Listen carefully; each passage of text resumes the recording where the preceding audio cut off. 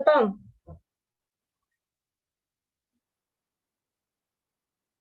Right?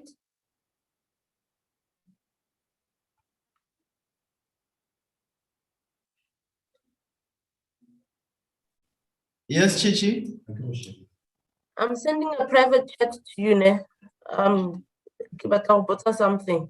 Okay, cool, no problem.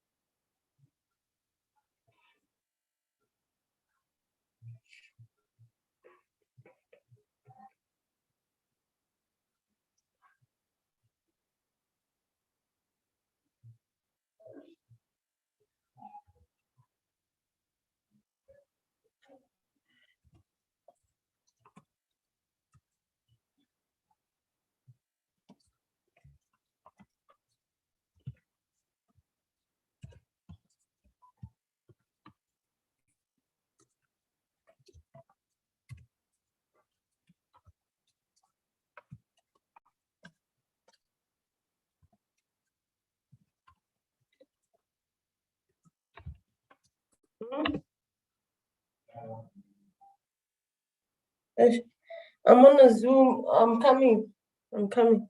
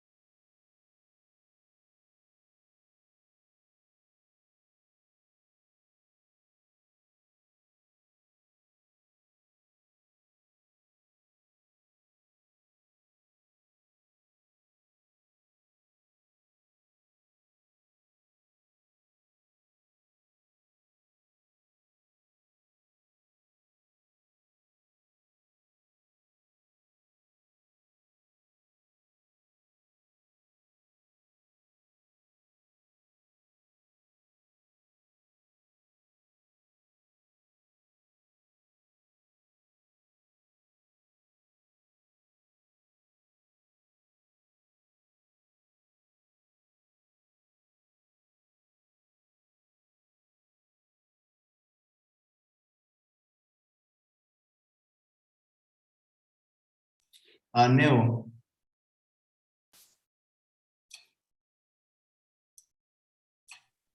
Sure. Yeah. Did you happen to work on your presentation over the weekend after our meeting on Friday, or I still have the updated version? Yeah, no, I did a little bit of work on it. So it's not exactly the same as what you have. So you're going to want to control from your side? Please, that would be great. Oh, That would be okay. great. Yeah. Let me just check something. As soon as we start, I will stop sharing my screen so that you can start sharing yours. Okay. Okay, no stress. No stress. Yeah. Do I need my camera on the whole time, Kapo? Is it better if I leave it off? Let me leave it to you. Okay. Okay. No, it's okay then. Oh, no stress. Yeah. I just want to check our Zoom link if it's working. You will see now I've sent you an email. Okay. Let me just run to my emails quickly. Yeah, I was just sharing. Oh, yeah. Yeah, so the Zoom link is also there. I mean, Okay. the YouTube link is also there. So I just want to check if it is. Okay. Yeah. Let me check more.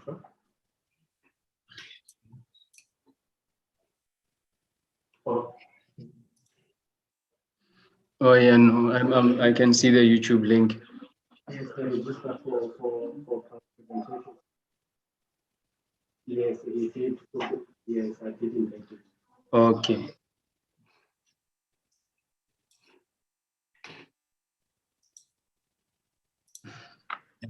Yeah.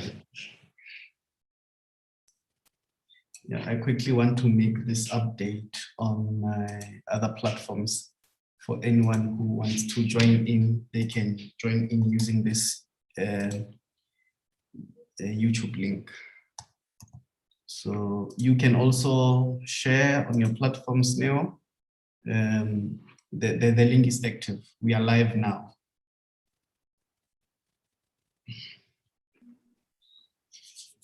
No, I sent the last email that I sent to you, the one that I attached to the. Yeah, and then the previous one which I forwarded to you with the details of. It's a previous email from Mashian on how it should be. Like on the subject, the student number, the name. Hello, Neo. Yeah. Neo. Okay, sure. Yeah. I'm here. Is it someone in your background who's speaking? Maybe you could just mute the mic and ask them to move. We wouldn't want their private conversations on YouTube. Yeah. Okay. Yeah. We just muted. All right. So there's someone in your background as well. Okay, I don't know who might that be. Everyone in this chat is not saying a word. Their mics are off, but it's fine. I can't hear anything anyway right now, so it's okay.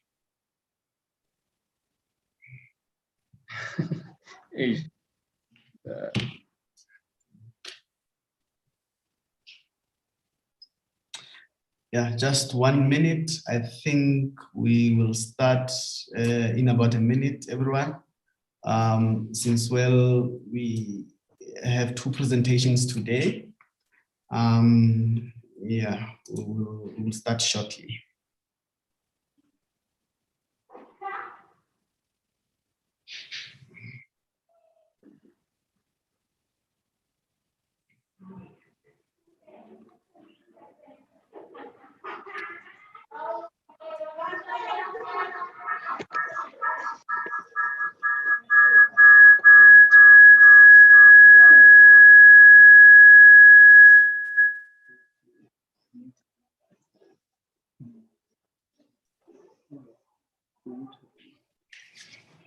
All right, it's 4 o'clock.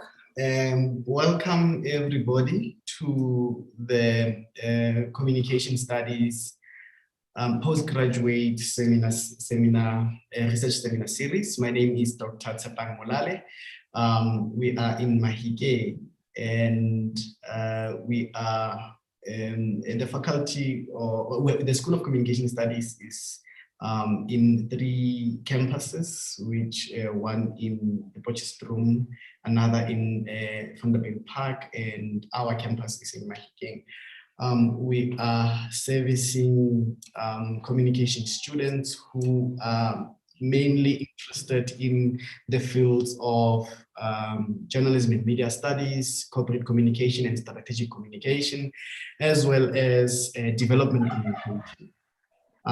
We are quite excited to be hosting this postgraduate research seminar series, and today we have lined up 2 exciting presentations. The purpose of this series is to allow young researchers from different regions, parts of the world, to come and share their own experiences. None of us claims expertise in the subject matters we are going to be discussing throughout the seminar series. Ours is just to help support our fellow students who are in their postgraduate studies, and also to help them, navigate their path, their way in their studies. So today, we are joined by Mr. Neo Refilo Mufugeng from the University of Zululand, as well as Sizile Makola from University of South Africa. And today we'll be talking about, number 1, what is expected of us, expectations from us in our different levels of our postgraduate studies, in terms of quality of work, in terms of output. And how to navigate the hurdles that one ought to jump, skip the hoops that one ought to skip in your postgraduate journey. So we have a PhD student who will be sharing his experience regarding, drawing from personal experience, and also some lessons learned in terms of these that is expected from him. I'm not alone. I am joined by Dr. Tsietsing Mutle, who is also co-convening this postgraduate seminar series with myself. I will allow him to speak shortly, but the second presentation will be what are the role of ethics in postgraduate research writing. We had a session on Friday with different presenters, and we're just advising one another, sharing with one another what we'll be discussing from today onwards until the 4th of June. And these presentations, they promise to, for want of a better expression, give us some sense of direction or some motivation as we're working on our postgraduate research studies. Without any waste of time, let me welcome Dr. Tsietsing Mutle to say a word or 2. Dr. Mutle.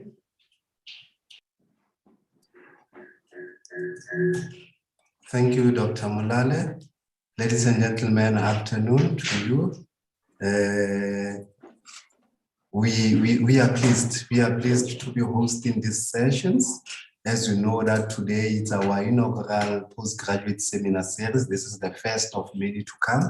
And we are more than happy to welcome everyone and to share our insights, as Dr. Molale indicated that we are not claiming any expertise of any sort in these topics that are discussed, but simply reflecting on our experiences and at least try and assist each other as and when we try to navigate different activities as required by our own postgraduate studies. I did not introduce myself simply because of Dr. Molale has already done so, but for the benefit of everyone, I'm Tsietsing Mutle. I'm also the postgraduate program leader here in the School of Communication, Faculty of Humanities, Mahikeng campus. So I would give Dr. Molale the baton back so that he officially commence the session, and the session will be commenced with the reading of the bio of the speaker of today, which is Mr. Neo Refilo Mofokeng. Dr. Mulale.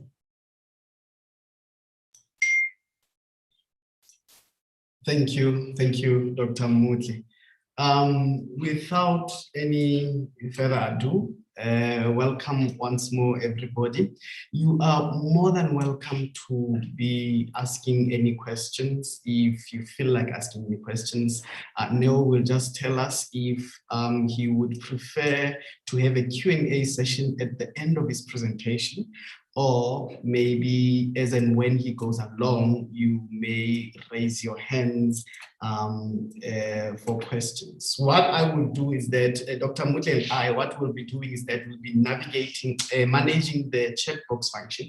If you want to ask anything, we will be in that platform to be recording those questions to assist our presenter to, as and when he's ready, he will respond to them. You are more than welcome to also raise your hand if you feel like there's something pressing you wanted to ask, and then the presenter will determine if he may want to respond to your questions as and when he's dealing with the subject matter, or later afterwards. But we are here in any case to attend to whatever query you may have. If you're having some technical glitches, just write them in the chat for us, and then Dr. Muja and I will just try to see how best we can assist you.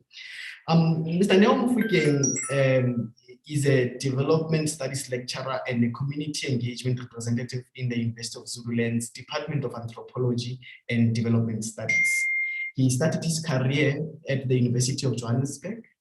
He became a tutor and a senior tutor, working with all undergraduate levels. Over time, he worked in designing and conducting research in the private sector with a focus on youth development, health, gender-based violence, education, and other related areas. He currently lectures at undergraduate and postgraduate levels, specializing in development theory and development planning, in particular, monitoring, evaluation, and project management.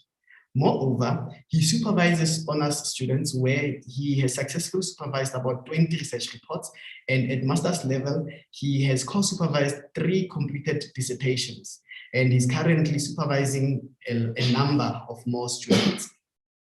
His research interests include understanding how different people view phenomena of development, post-development theory, social entrepreneurship, monitoring and evaluation, Afrocentricity, the history and philosophy of science, and local economic development. He is currently pursuing his doctoral studies at the University of Zululand, and he's focusing on how the practice of social entrepreneurship affects the development trajectory of Johannesburg. I warmly welcome Mr. Neo Mofokeng for his presentation. Hi, good afternoon, everyone. Thank you, Dr. Muta and Dr. Mulale, for the wonderful introduction.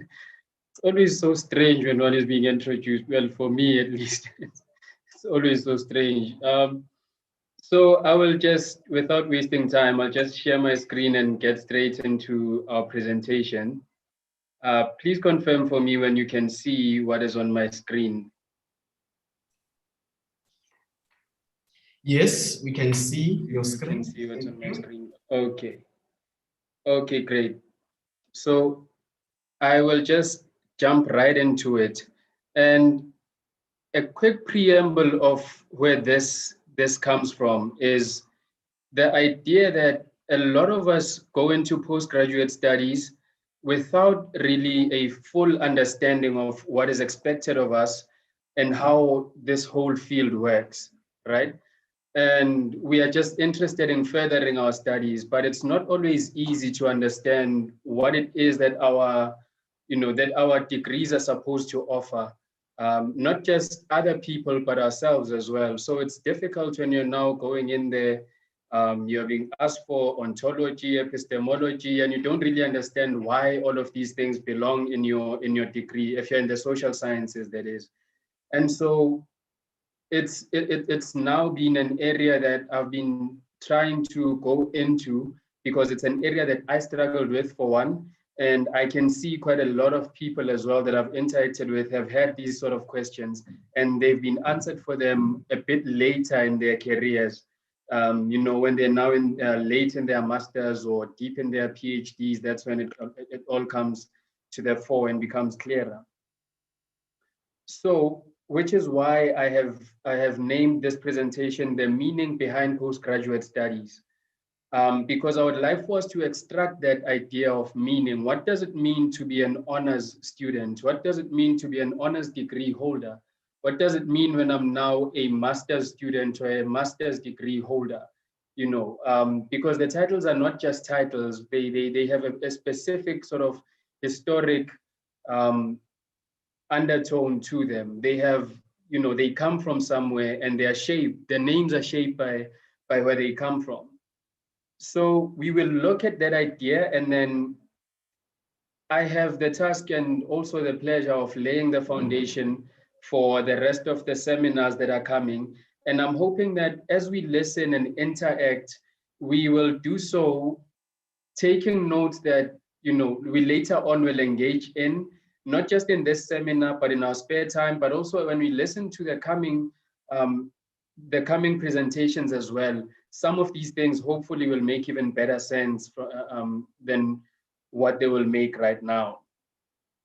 So one last administrative issue is, do we take questions as we enter, as I go along, or do we wait to the end, till the end? May I ask that we please take the questions right at the end, so you can write them down, post them in the chats like Dr. Mulale and Dr. Mutle said, they'll be managing them. We can pause every now and then to take a couple of questions and then move forward if there are any pressing questions at the time, but I would prefer if we mainly take them at the end because of technical issues that we might bump into, which we hopefully will not. So, what is this idea and where does it come from?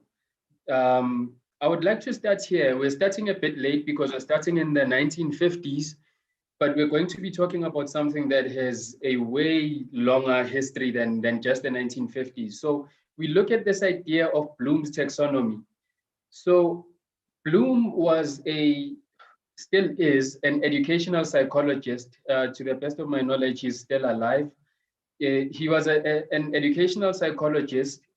So Bloom, Engelhardt, First, Hill, and Krathwohl came together in the 1950s in a work that ended up culminating in 1956, being published as what is now known as Bloom's taxonomy. So these are they are education specialists and educational psychologists.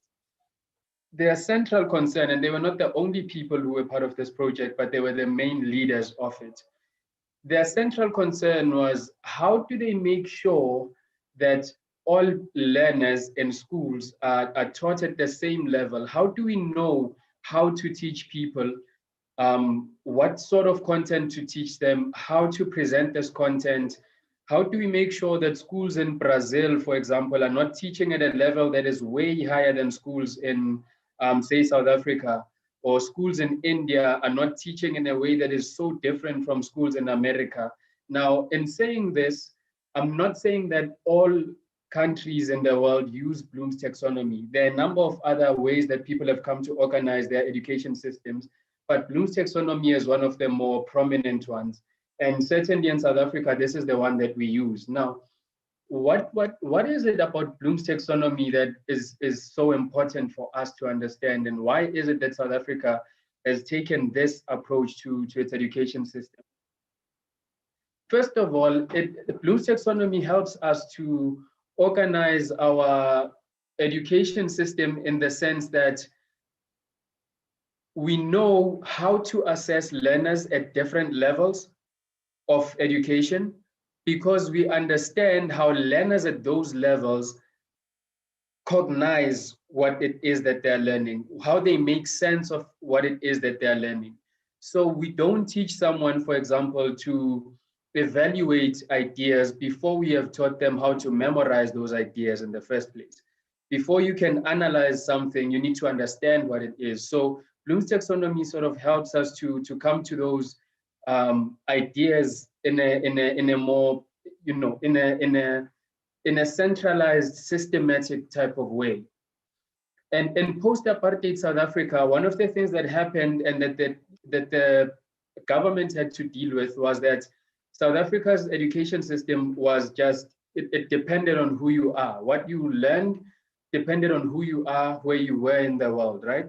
And in the world, I mean in the world of South Africa, with apartheid and that. So some people were purposely given, especially Black people were given, you know, an inferior type of education, which was organized in a different way from how other races would have received their education. So in order to try and mend this sort of problem, the new government decided that Bloom's taxonomy would be one of the ways in which we can approach this, because it allows us, at least in our public schools, to make our education uniform for everyone. So Bloom's taxonomy then is related to this last point on the relationship with the National Qualifications Framework, because the NQF, for the National Qualifications Framework, is how South Africa has organized its higher education system, right? Not just its higher education system, but we're mainly focusing on that for now. So how does Bloom's taxonomy look and how does it work? This triangle, I'm sure we've seen it a number of times. I'm sure we've all seen a triangle before, but this one specifically, right? I hope we've encountered at some point. The idea of this triangle is we read it from the bottom moving up. So our education system, and this is now for all countries, culminates in that red part of the triangle, the top part, which is where we create. We'll get to that just now. But how it goes is we read from the bottom. So all students, if you think back to your first year in university or in your tertiary education, you were given the tasks of organizing certain blocks, you know, matching columns, remembering certain facts. You had to give true or false answers. That was mainly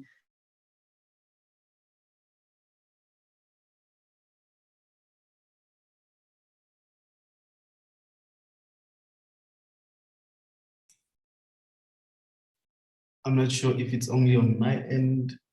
Neo, are you still there? Yeah, I also can't hear Neo anymore. You can't hear Neo. I will try to let's see what we can do to get him back on the line.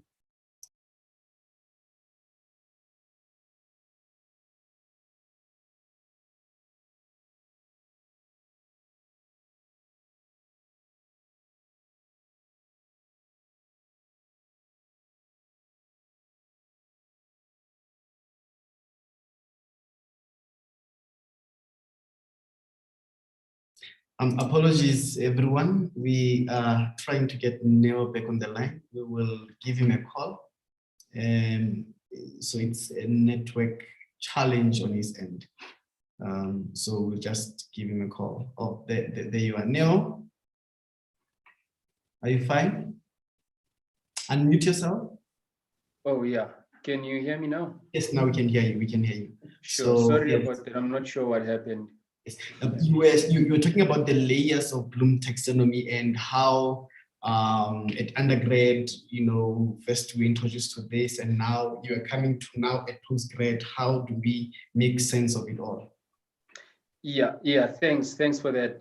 So You that is screen. So you can't see my screen anymore, I guess. Okay. Let me try this again. Please confirm for me when it's coming across on your side. Yes, it's okay. Yeah, sure. Okay, sure. Thanks. So let's just pick up from where we were in terms of understanding. Again, we're giving basic explanations of how things work, what belongs in which categories, and this more or less goes for all of our disciplines. And then when we come to the third level, this is now at third year. Now I need to make this note. I'm not saying that when we get to third year or second year, we're not expected to remember these ideas. What I am saying is, it is taken that because you have made it past this level, then you have gained this skill, because Bloom's taxonomy is saying we are gaining certain skills in order for us to move up the ladder of education. So that is the idea. So at third year, you begin applying, for example, the ideas that we've learned. I'll give you an example of how in our university, for example, at third year, we have courses like in development studies, we have courses where we are applying. So courses like project management, you need to apply your skills to a certain type of situation. So the assignment would be design a project, tell us how it would work and all of that. So what you have learned, you now need to know how to apply, right? Still, you're remembering your facts and showing understanding in your application.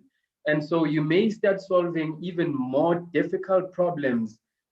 You may need to start, again, you'll see the verbs there, interpret certain ideas, operationalize certain ideas. Applying and executing are not too far from each other. So that is where we are at third year. But now where we're taking it from the honors level now, or the fourth year for some of us who are here. The fourth year is in South Africa, what we would mostly have as the honors, and we'll talk about that in a bit.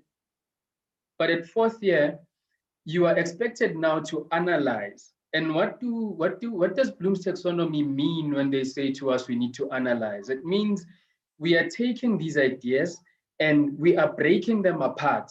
So when I'm analyzing, I'm taking a scenario, for example, and I'm saying these are the major components of what is happening here, right? So if I'm to analyze the idea of what is happening in our seminar that we'll be having for the next couple of weeks, I would be breaking it down into, someone is talking about research methodology. And in terms of research methodology, there's quantitative, qualitative. How do I make sense of those? How do they come together when they become mixed methods? I'm analyzing, making sense of these things. I'm showing differentiations between ideas. So at honors level, this is where we start writing as well our research reports for the first time in most universities. Now, what this means is you are expected to now deal with larger amounts of, larger quantities of knowledge, and you are expected to break them down. You've seen, I'm sure by now you've started working on your research proposal. There are different sections. I need to identify a problem. I need to explain why I'm saying this is a problem. I need to review literature that deals with this problem. All of those things, they demand analytical skills from us. They demand for us to justify what we're doing and how we're doing it. Now, again, the lower levels of Bloom's taxonomy are still very clear to us because they still apply. When we come to that fourth layer, that second last layer, that evaluating layer, what it means for us now when we evaluate is we know how to analyze. We know how to break situations up. We probably even know now how to synthesize and bring ideas together or components together to build one coherent whole. Now, when we are expected to evaluate, we're now operating at the master's level. What does it mean for us to evaluate? It means we are giving a judgment. So now you've seen, probably if you're doing your master's, you've seen if your supervisor is very thorough, and you haven't done this, they would have said to you, but where is your voice? That is the more common language that you use. Where's your voice in this? Or they would ask, what is your view, or how does this affect your study? Because the literature that you are reading, you are not reading to just summarize, but you are reading it to tell us what are the loopholes in these conversations in literature. What is it that my study is going to be contributing to all of this? So I'm expected to argue my point. I'm saying, for example, I don't agree with Dr. Molale on certain points, and this is why. We don't agree and then leave it at saying, oh, oksalayo, I disagreed. We need to give reasoned views for why we agree with certain things, why we disagree with them. We critique them. We weigh their importance in the literature. And finally, when we are now operating at the PhD level, we are operating at a level where we are now expected to come out with new knowledge Hence, it's the highest level on Bloom's taxonomy. We are expected to create something. For some people, it may be creating a piece of art. For some people, it may be adding to a new theory or contributing to a new theory, or using an old theory in new ways. There are many different ways in which this is approached. But for us to be able to create, we must be able to analyze, to evaluate, to apply ideas. It's taken for granted that when you're at PhD, all the layers of Bloom's taxonomy you've mastered, right? Which is why a lot of universities demand a very good market master's level for you to get into their PhD programs. So let's bring this together now in the NQF, the National Qualifications Framework in South Africa. Sorry for some of our colleagues who are joining us from outside of South Africa, because this part is mainly how things operate this side. So we have here, as you can see, I've taken just the 5 top layers. So again, our bachelor's degree is operating at level 7 in the NQF. So if you're leaving with your 3rd year, for example, you're at NQF level 7. At the honors degree, you're at NQF level 8, master's is level 9, and PhD is level 10. Now, what do these mean for us? Like I alluded to earlier, in South Africa, we needed to develop this framework in order to equalize our education system, to make sure that everyone receives the same type of quality of education, right? All universities subscribe to this. So what does it mean when someone holds an honors degree, or they are working towards an honors degree? These, like I said, are actually very old words or very old ideas. So the honors degree goes all the way back to the Latin language. You'll see even in some universities, they'll call it honoris something something. Basically, if you trace the etymology, the history of this word honors or honor, it comes from saying, this is a person of high reputation. So it means, as in your education, you have gained the title of being known as someone of high reputation in terms of what you've learned, right? So you have that type of degree.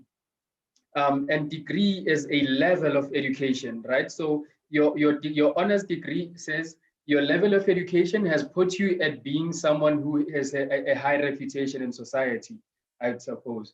Now, for some countries, they don't have an honors degree. They just have 4.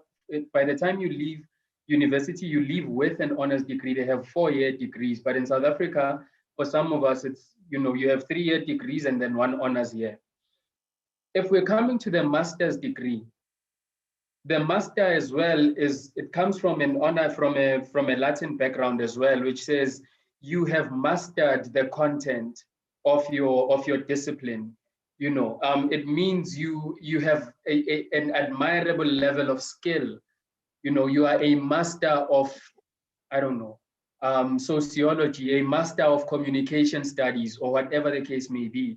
And this is why at the master's level, you are not just expected to know the content, but you must be able to judge the content, evaluate the content. And then finally, as the PhD, sorry to our medical, our colleagues in medicine, but the word doctor actually belongs to education as opposed to medicine. How it came to be, how medical doctors came to be known as doctors is a whole different story. We can have that conversation some other time. But doctor comes from, it comes from Latin. And the original word there would be doctore or dottore, and it basically means teacher, right? And if we break down what PhD stands for, it means you are a doctor of philosophy, so a teacher of philosophy. Now, for you to be recognized as a teacher, you must be able to produce new knowledge, because what are you going to teach people if you're not producing new knowledge, right? That is the idea behind these qualifications. So Dr. Molale and Dr. Mutle will please let me know if there are any questions so far. And maybe one note to make on the PhD is this is also why the fact that you're producing new knowledge is also why you are able to get your PhD through publication, because you don't publish existing knowledge, you're bringing new ideas, new debates, so you can get your PhD through publications, right? But in liaison with a university, of course, and how they work. So I'm going to run through this slide very quickly. Key ideas here. At honors level, we want to know, are you able to break down ideas and reassemble them? At master's level, we want to know, are you able to judge existing knowledge, examine these ideas, test them? And are you able to show independence? Because then your supervisor is not holding you by the hand as a baby anymore, right? They're giving you more independence, more control over your work. And finally, at PhD, what is your new idea? Maybe your idea is you are adding to research methodology. That is your new idea. Maybe you're bringing new data that you haven't dealt with before. Maybe you're bringing a new theory or whatever the case might be. And then I want to come to this, and Dr. Mulale, please alert me if I'm running out of time, so that I know how fast I should move. Okay. Yeah, are we still okay in terms of time? We're still okay in terms of time. You have 10 minutes.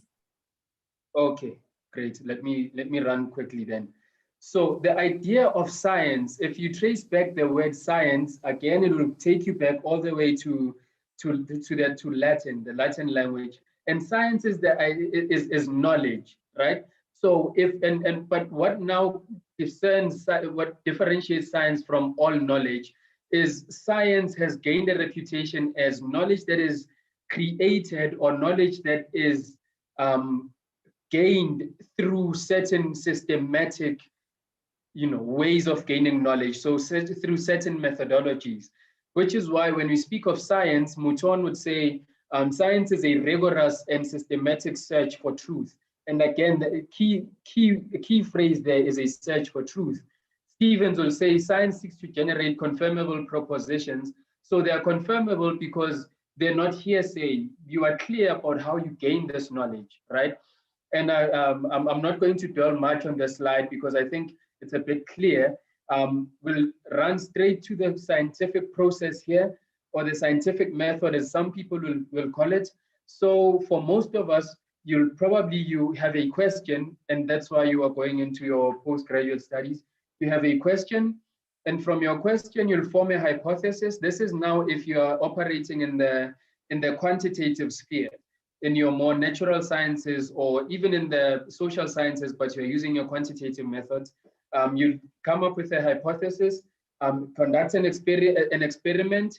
If you're in the, if you're a qualitative researcher, instead of conducting an experiment, you may, be just collecting data. You'll be moving from asking a question to collecting data. And now the point that I want to come to here is this is seen as circular because our questions come from literature, which is why we review other literature. And how we go about solving our problems, after we've answered our question, it probably leads to more inquiry. Other people will say, okay, we know this about this phenomenon, but what happens in the next stage? And so it's cyclical in that it continues, it keeps growing, right? Now, please be careful if you want to use this diagram. You'll need to use it carefully, especially if you're a qualitative researcher. Now, I need to come to this, popular approaches to research. I'm not going to talk too much about them, except to point out the column on our left here. And I'm calling it the focal point because as researchers, this may not apply to our researchers in the natural sciences. It may not be a debate that they go much into, but we need to be aware of these, at least at minimum, these philosophical ideas. So as you're reading, as you're going into it, and why is it important for us to engage with these philosophical ideas? It's important because these are ideas that actually shape our worldview. That is the argument that scientists make. This shapes our worldview. How we see the world is determined by these four ideas mainly. There are others, but these tend to be the main four. And how our answers to these, to the column on our left, is the row at the top there. Depending on how we see ontology, we may be positivist. Depending on our ontology, we may be constructivist or pragmatist, and there are others like your critical theorist and all of that. These are just the more popular ones. So I found this table to be quite helpful if you are thinking about your philosophical ideas. Okay, coming into this, the theoretical and conceptual framework, we have sessions that deal with theory, with a theoretical framework and a conceptual framework alone. So I'm also not going to stay much on this, except to say that what I need to point out is that first point. Without a theoretical or conceptual framework, the analysis of our data or of our findings or results of our findings becomes a mere narration. So we are just talking, we are just saying things, but where do they belong in academic literature?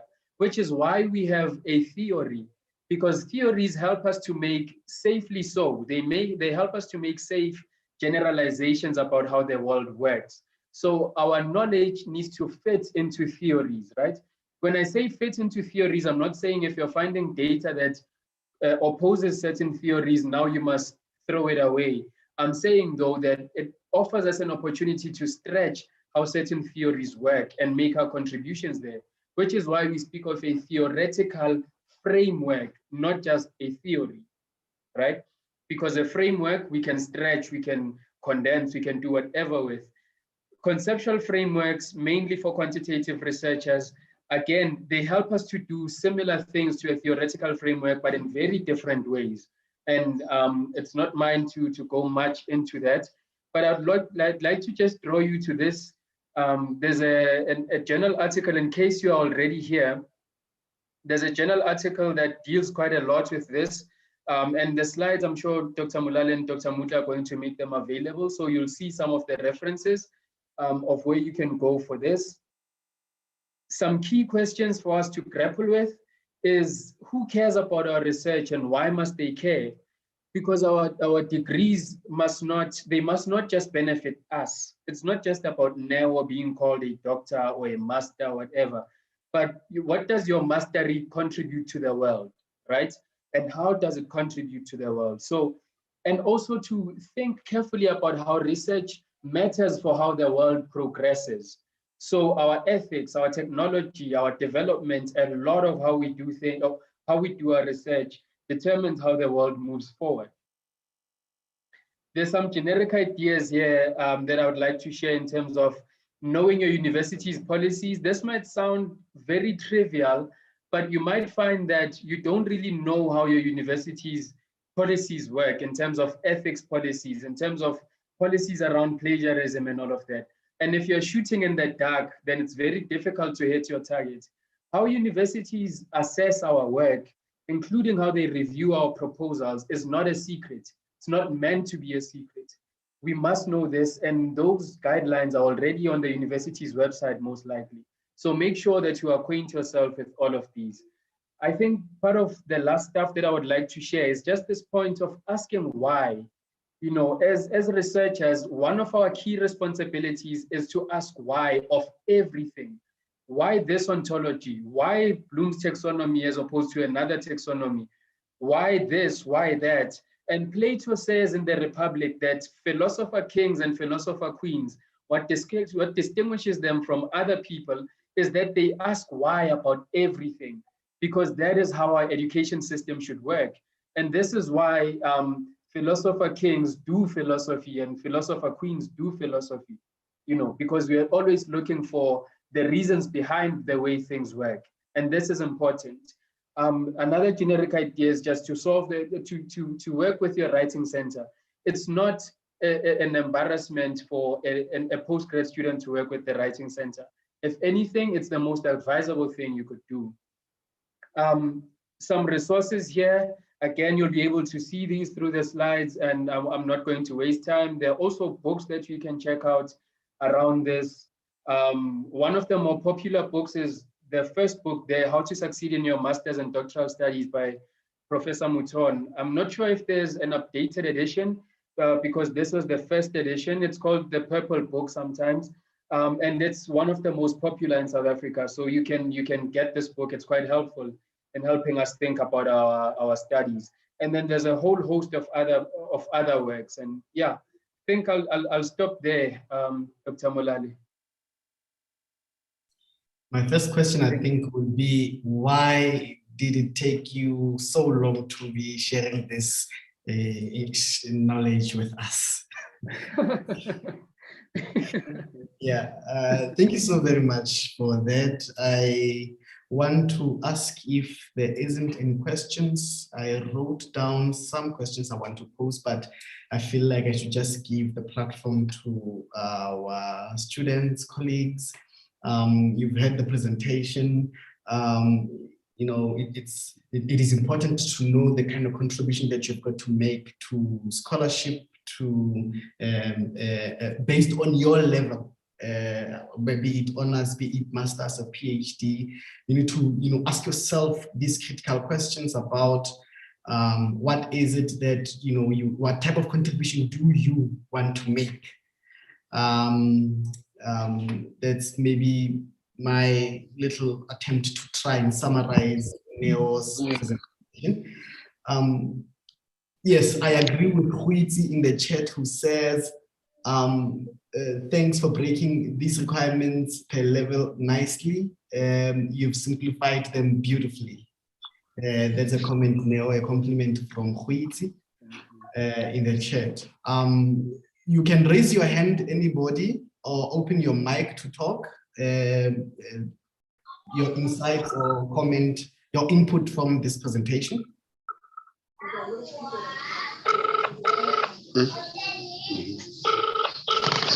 Dr. Muyela?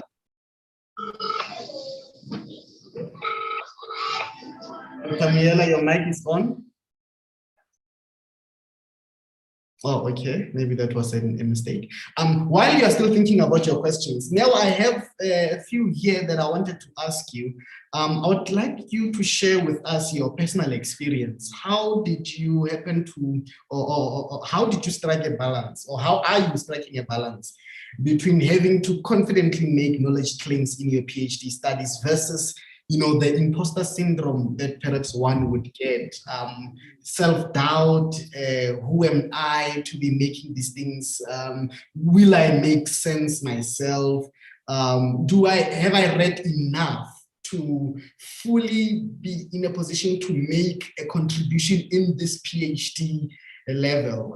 Does what I have satisfy me to, to allow others to refer to me or to regard me or to pass me as a doctor? That is the first one. As you're thinking about, the second one is, what tips would you give to us as masters and PhD students who are finding it difficult or struggling with finding their own voice? Let us talk practicalities. Supervisors always say, or reviewers, they always say, but where is your voice? And how does one then cultivate voice? I mean, isn't it enough when I read what people have said and I surveyed the literature, I've identified the gaps, but now this voice, how do I find it? Maybe these might just be questions that you can answer to and maybe help ignite some conversation today. Yes, sir. Yeah, yeah, Dr. Mulale, you are asking questions that a lot of us have, and I mean, I remember in my when I was busy with my master's studies, it wasn't very easy because you are told, where's your voice in this, or you are asked, where's your voice, and you didn't even, because unfortunately how a lot of our education is structured is we are just expected to memorize, reproduce, and move ahead, right? Dr. Mulale, is it okay if I asked you maybe still have your camera on there? I'm sorry, I'm sorry, it's just quite strange for me to talk and I'm not looking at anyone. I'm sorry, that's the only reason why I'm asking you to. So yeah, what is my voice? Because from undergrad all the way to honors, I've just been saying what other people have said, finding what they've been saying, but I think when we now realize that we have a right to be here, number one, you've done well enough to be here. So again, if you remember, there's a slide that I shared which said, we, at master's level, for example, because that's where mostly we start hearing this question about the voice.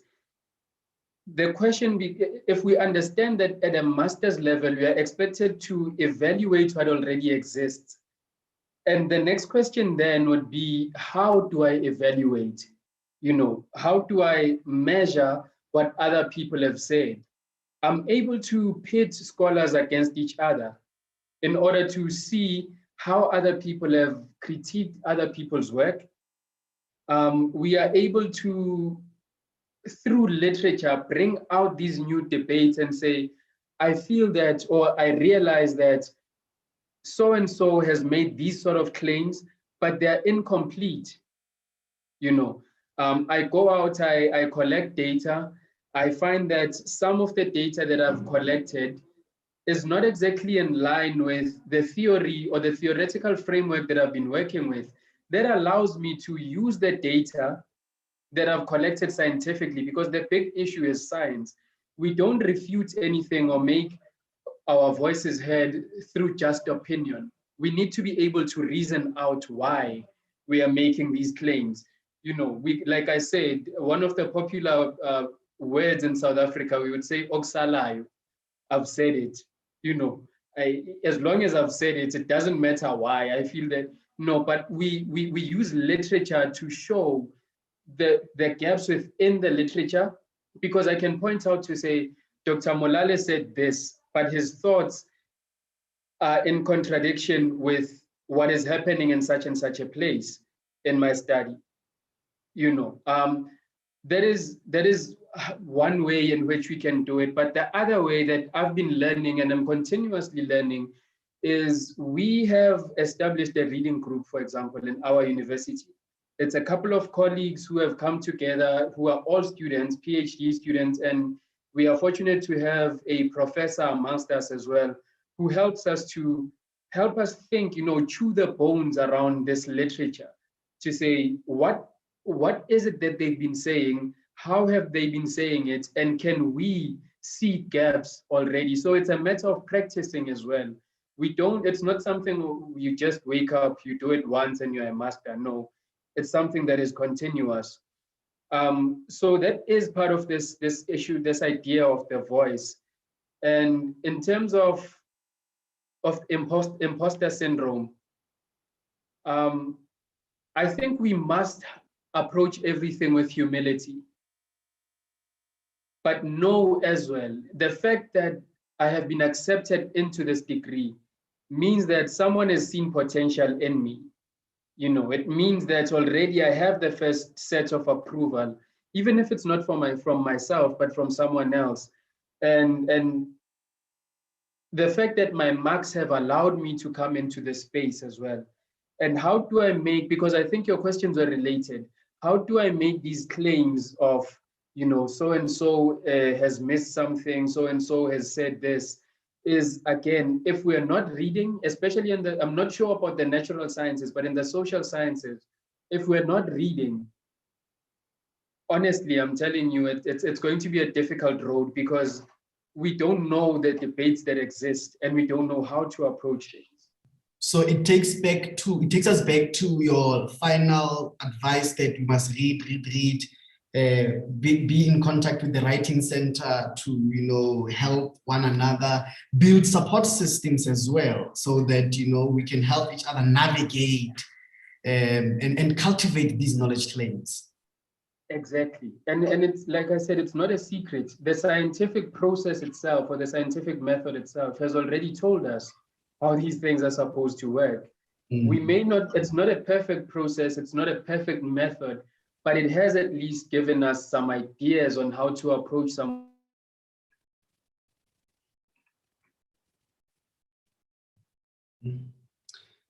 It's happening again. Dr. Mutle, are you able to hear? Can anyone tell me if they can hear Neo? No, it's just you again, Dr. Moran. No, it's frozen again. Oh, okay. So, Hello. Hello. hello, Dr. yes. Morare. Yes, Costa? Yes. I think what the presenter was just saying is what was in my mind. I think it's high time we talk about Bloom's taxonomy. We talk about the discoveries by these odd.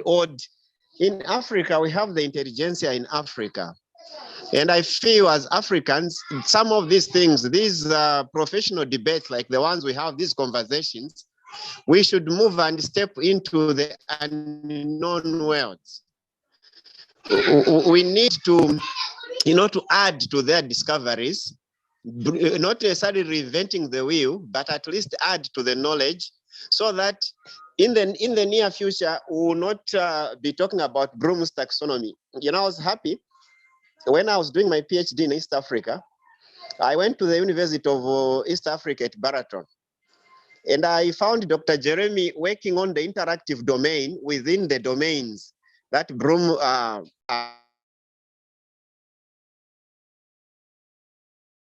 Dr. Muyela, your mic is muted accidentally.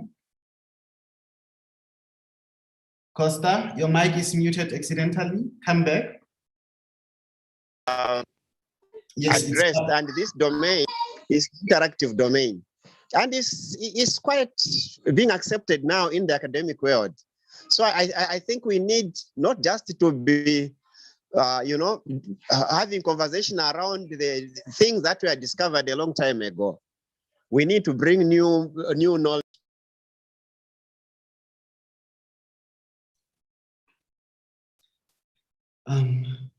Costa is making a valid point, a very interesting point. Yes, you are back. Your mic is unmuted now. Yes, just conclude from there, Costa. Yes, what I'm saying is we just need to be original in Africa. We need to to come up with the new discoveries than to be talking about things that were discovered 1800 years ago, in 1800, in 1900. We need to be the intelligentsia that Africa is looking up to. Then all the time when we sit in academic debates, professional debates, we are just talking about Bloom's taxonomy. In East Africa, as I said, what I discovered, Dr. Jeremy working on the fourth domain, the interactive domain. And I've really liked it because of late now it's being accepted in the academic world. Thank you so very much. That's just my submission. Thank you. Thank you so much. Thank you so much. Let's just ask Dr. Mutle to read Erica's comment in the chat box. Dr. Mutle. Thank you, Dr. Mulale. I think Neo is back with us again. Neo, this is a question from Erica, and it reads as follows. I have a question. I prefer to type it. That is okay. Okay, acceptable, Erica. How do you know how much your study must include or reflect your own personal stake in the research? For example, my study is about queer representation. As queer person, this is very personal study, or rather, this is a very personal study. But how do I ensure what my own views or experiences do not cloud my research, meaning exhuming a researcher from the study so that you don't become too conflicted? Neo? Okay.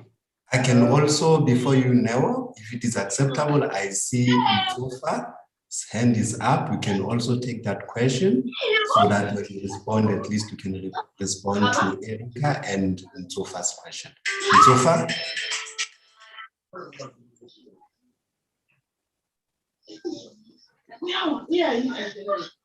So far?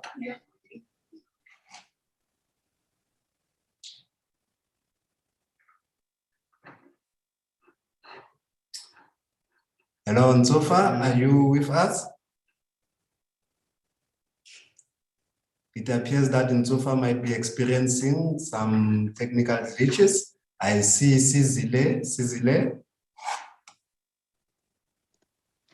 Hi, I just wanted to comment on Erica's question. Can I do that? Sizile, you can go ahead. I think Erica is very right, especially when you do qualitative research.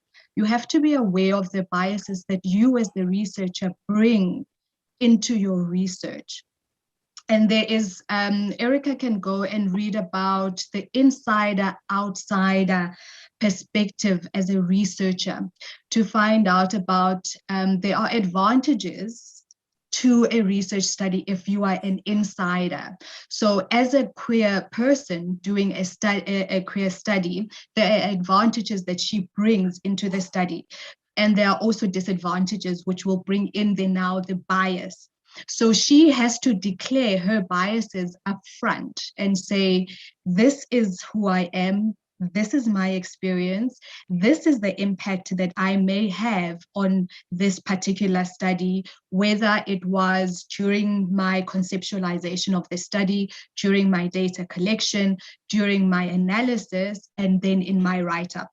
And particularly when it comes to the data analysis part, she then needs to find ways to minimize her bias as a queer person coming into doing this study by, for example, looking for an outsider independent researcher to kind of collaborate some of her themes that she finds, so that as the reader, I can be able to say, excuse me, I can be able to say she was somewhat objective when she was actually analyzing her data, and she didn't put too much of herself and her own experiences into the analysis of the data.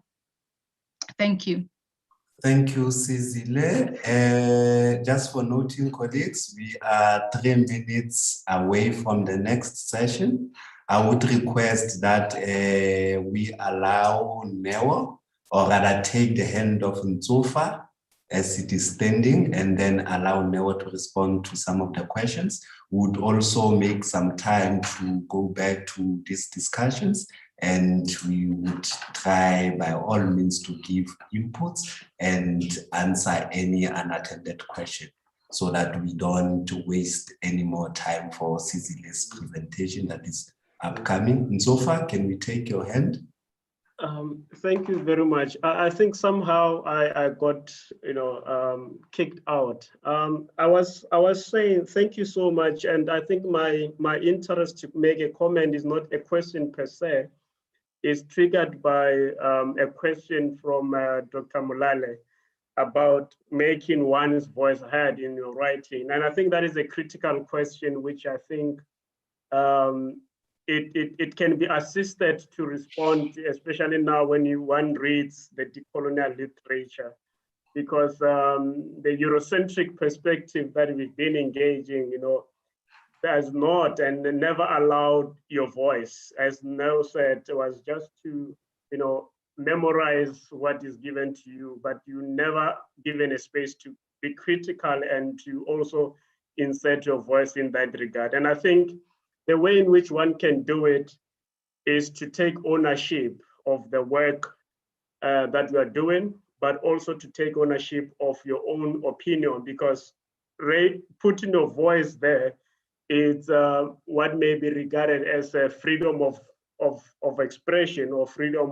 of speech. So in your writing, when doing research, you do have that right to express your opinion in your writing, or to express your views with regard to what you're reading and writing about. And I think that it's more of beyond just an academic exercise or just an intellectual exercise. It's also more of a political stand of yourself as a writer, because it gives you, if then you exercise that right, it gives you authority over what you're writing about. And this has to do with the authorship, Same applies to when you conduct fieldwork, doing qualitative, doing interviews.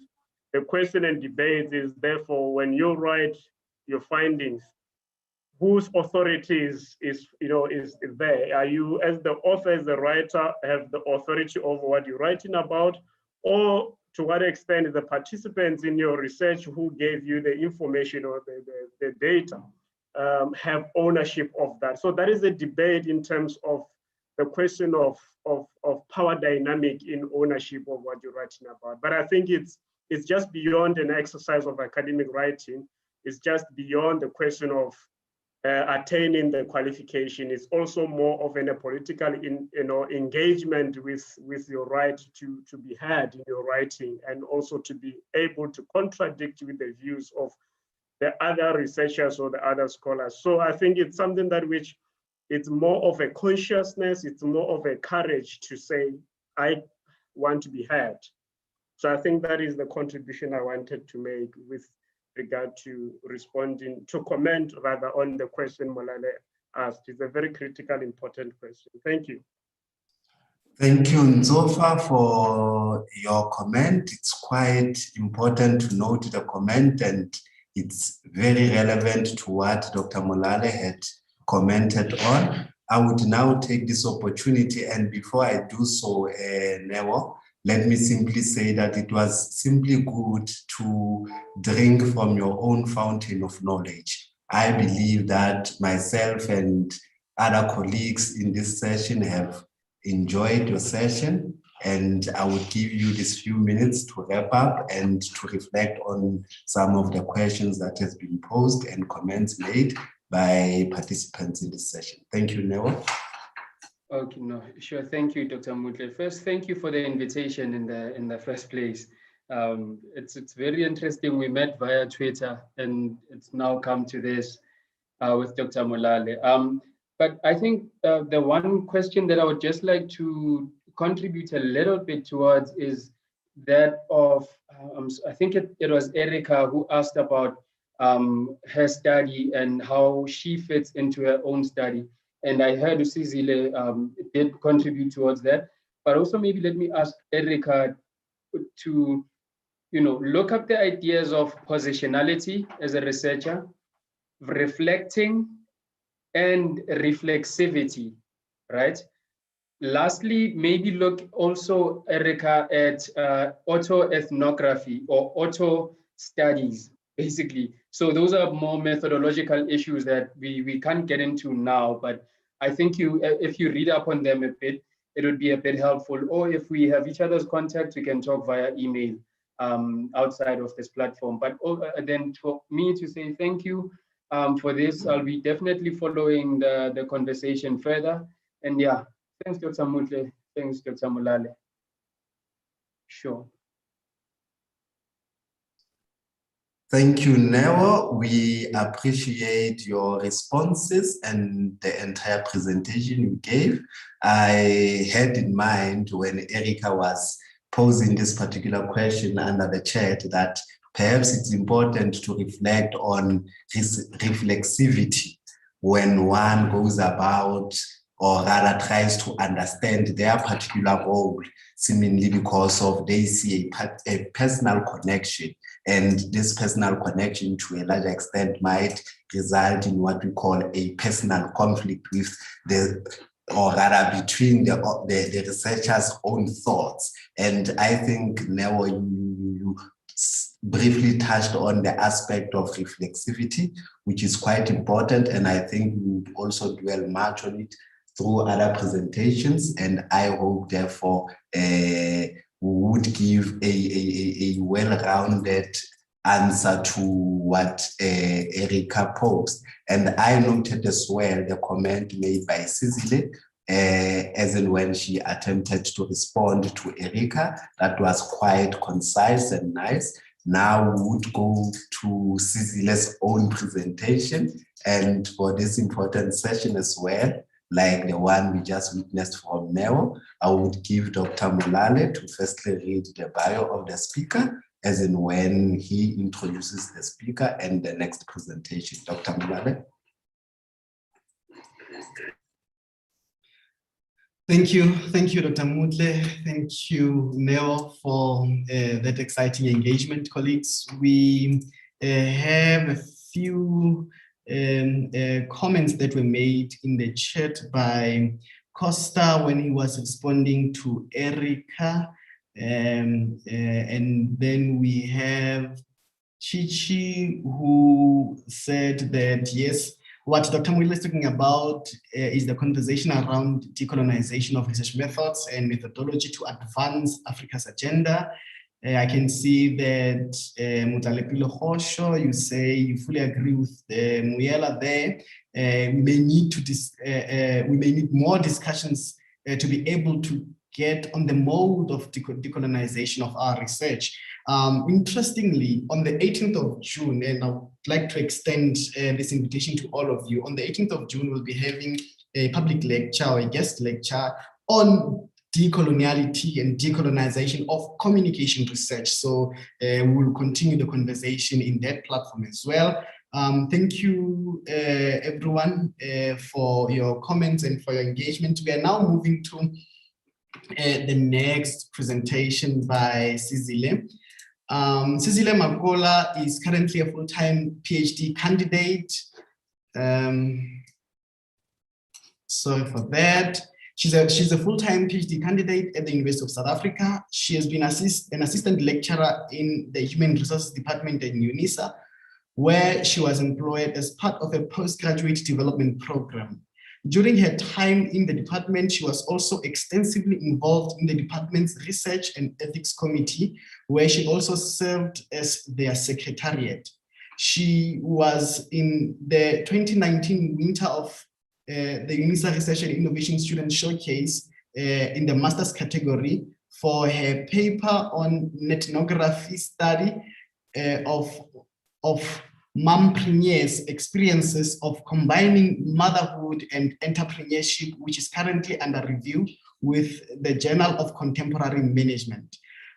She has published articles and presented at academic conferences. She is also a moderator for a module in Management Development Program at UFS Business School. Her qualifications include an MCOM degree from UNISA, a postgraduate diploma in management practice from UCT's Graduate School of Business, a BSOC Science from UCT as well. Before stepping into academia, she worked for more than 10 years in a number of top SA companies in the field of human resource management. And she's a registered SABPP member and an HR professional, a generalist. That is a wordy presentation. Having said that, I welcome Sizile Makola to share her presentation, which is based on ethics. Research ethics and why are they important. She might be sharing also her experience as she was in that committee, and we all know that this is a one hurdle that all of us have got to undergo before our studies or our proposals can be approved. Sizile, over to you. You are muted, sorry for that. You can unmute yourself there. Unmute. Okay. Yes. I was trying to find the unmute button. Thank you very much, Dr. Mulale. I'm going to just go straight right into it because I have a lot to say and my interaction might just, I get excited when I talk about research ethics. So let me begin. So basically today we're going to talk about research ethics and the importance of research ethics. And research ethics, you start thinking about them as you start conceptualizing your study. You don't start thinking about how you're going to apply research ethics when you are now in the field. So we're going to talk about what research ethics is and the role of your research ethics committee in your university. And then we're going to look at what are the things that you need to look at and consider with regards to research ethics at the beginning of your research study. And then also during your research study now when you are in the field. And then also after you've completed your research, what are the research ethics that you still need to consider after you've done your data collection and you've analyzed and you've written your research report. Okay, so ethics is a branch of philosophy which has to do with how we conduct ourselves and how we interact with each other in society. And that also applies in terms of research ethics. Research ethics are the guidelines that as researcher we have to abide by to ensure that we protect not only our participants, but also ourselves in the process of conducting our research. So Before there was this thing called research ethics and research ethics guidelines, there were some unethical experiments that were done during World War II. German scientists were doing horrendous experiments on people without their consent and doing all of this research, all of this scientific experiments in the name of research. And then later on, those scientists were taken to court, and that was then where the whole concept of research ethics then came into being, where it was considered that for scientific purposes, we need as researchers to respect the participants that we are dealing with. We need to weigh the benefits of our research against the harm that we might be doing to our participants in the name of research, and also considers the issues of justice in terms of fairness when we are doing our research. And that's when we have a number of different codes that provide a number of different guidelines in terms of how we as researchers need to act when we are conducting our research. And those are the Nuremberg Code, there's the Declaration of Helsinki, and then there's the Belmont report. But most of these reports are really born from the bio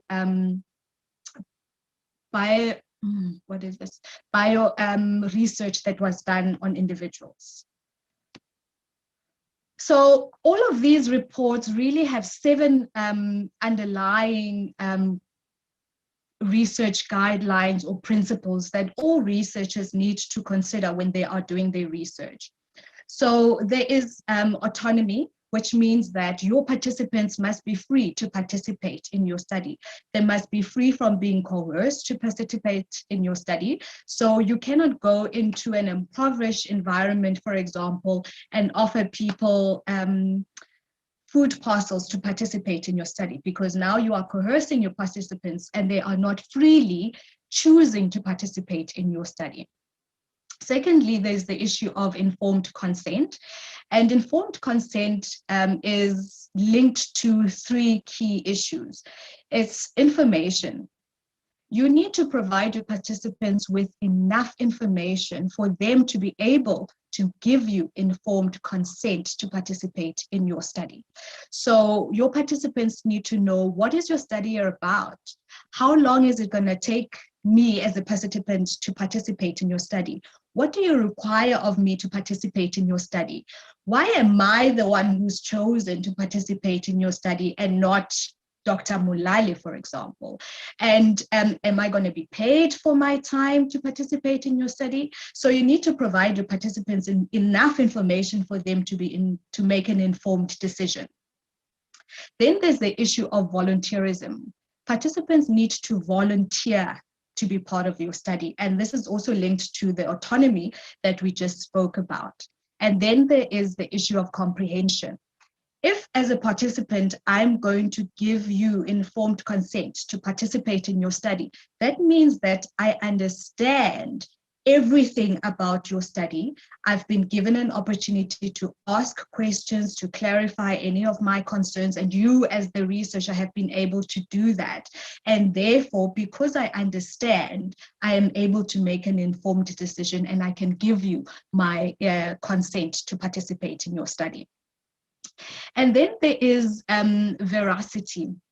Veracity has to do with participants' freedom, again, to participate in your study and be free to make that decision themselves. And then there is respect for vulnerable people.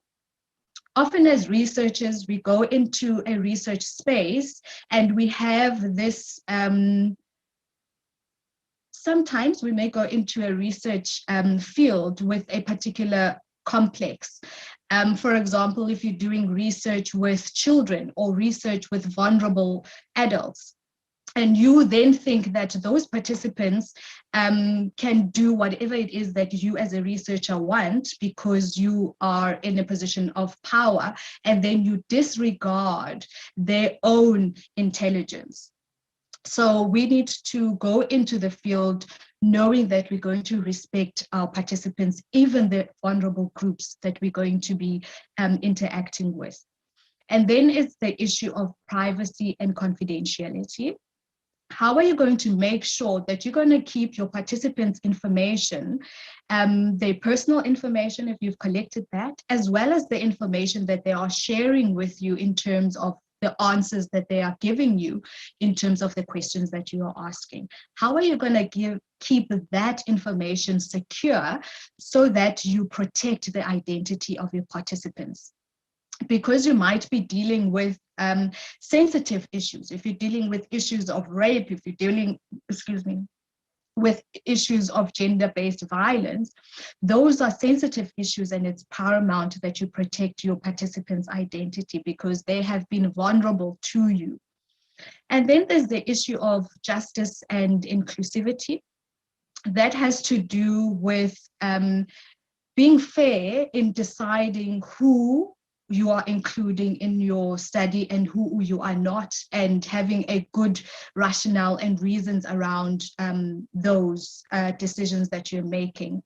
And then lastly, harm and benefit. So as a researcher, you need to minimize the harm that you might do to your participants and maximize the benefit that the participants might gain by participating in your study.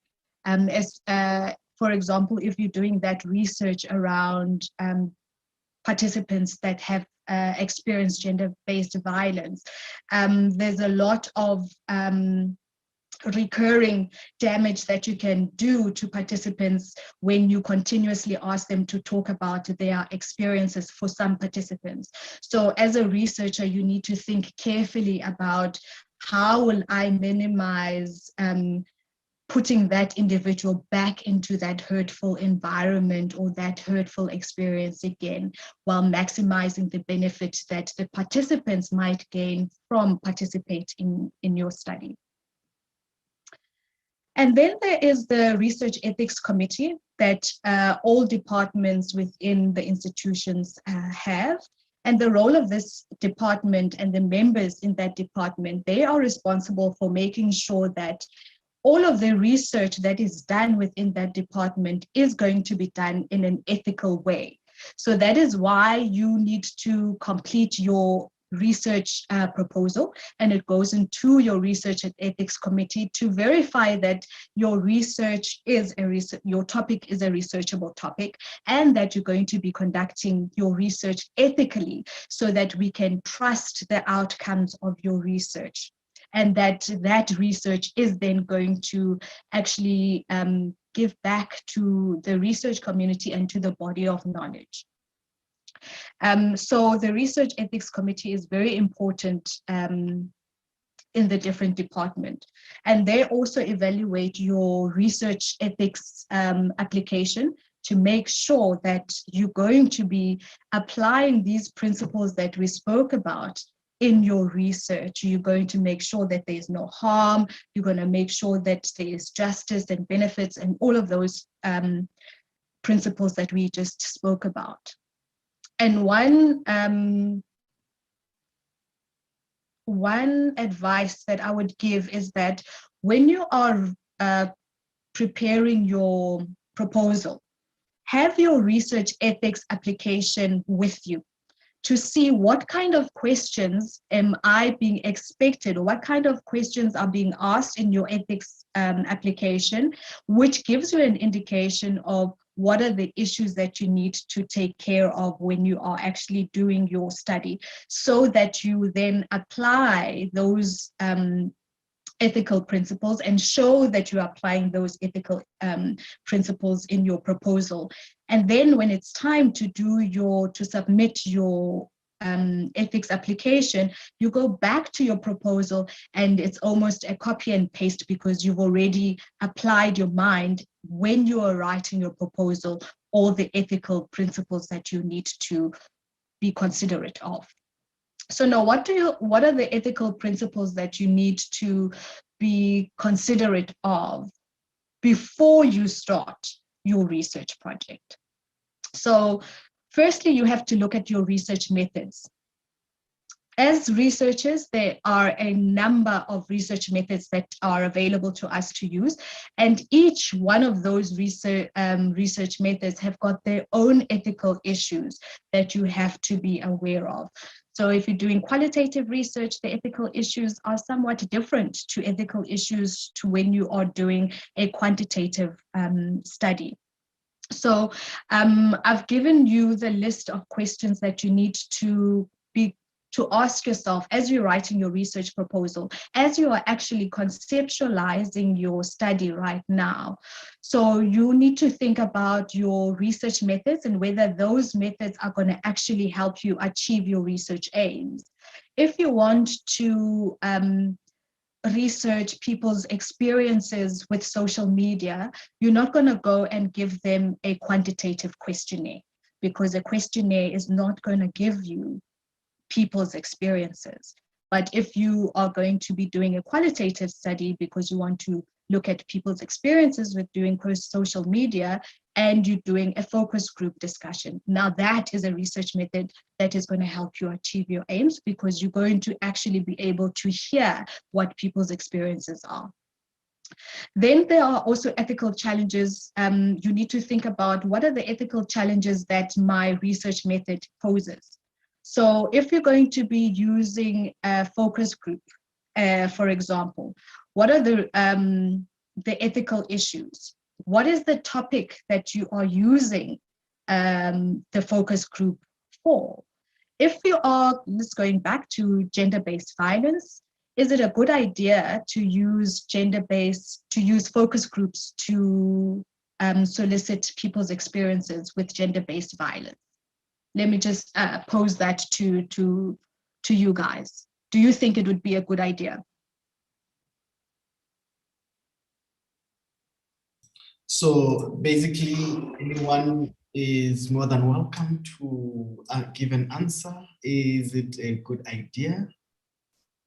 And anyone, you can open your mic. This is just a free for all, just to allow for interaction. Huitsi, yes.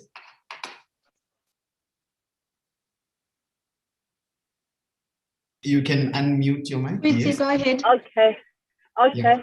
I think actually it will depend on the type of questions that one actually is going to be asking participants. But sometimes being in a focus group can also be beneficial to research participants. So I think it will just depend on the type of questions that you are looking for from participants. If it's extremely sensitive information that will perhaps look into the past experiences that may possibly, make the participants to relive that moment, that it is not ideal for one to make a focus group. But at the same time, it can be beneficial because participants will actually realize that I'm not the only person experiencing this problem. So actually, as many of us, so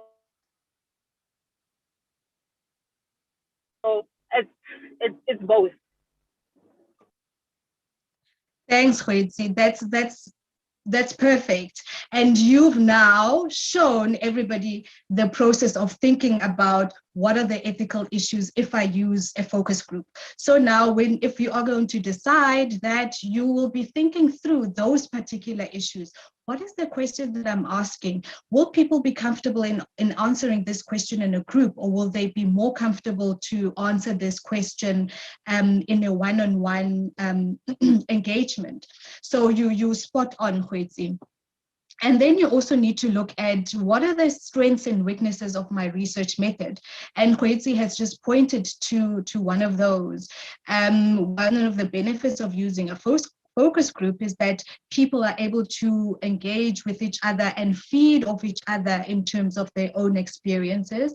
But there's also the limitations of that, to think that some people in the group may decide not to participate because it may be a painful experiences, and then they back off from participating in their research.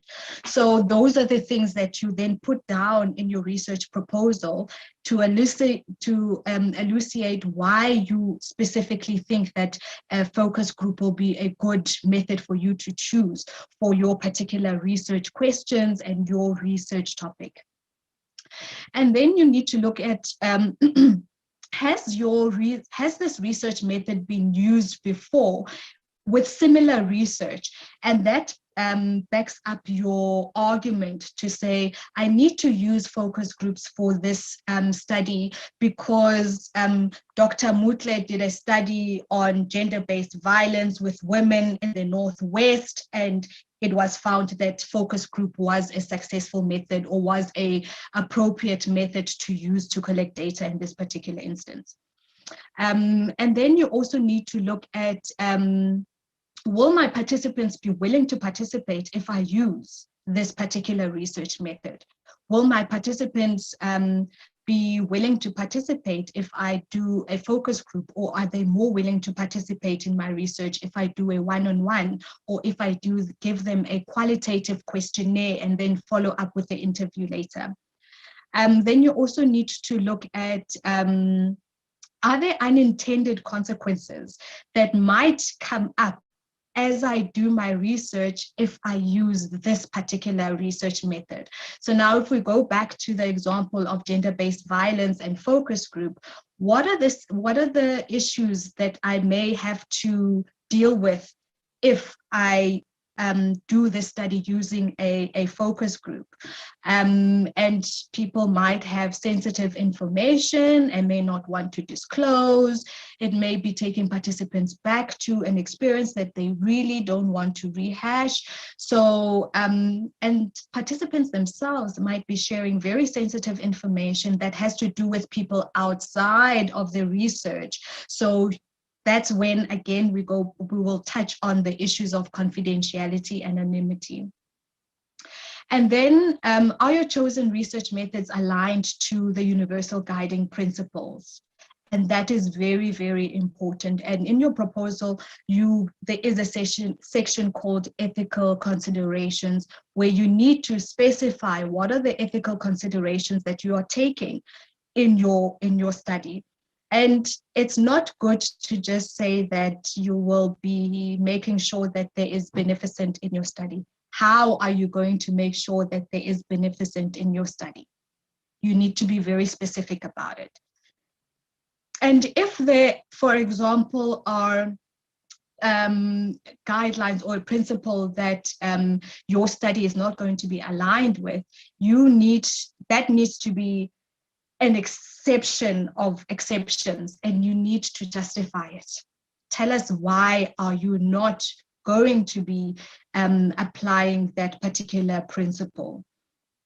And then lastly, you need to justify your study in terms of the benefits of you doing the study against the risk and against the harm.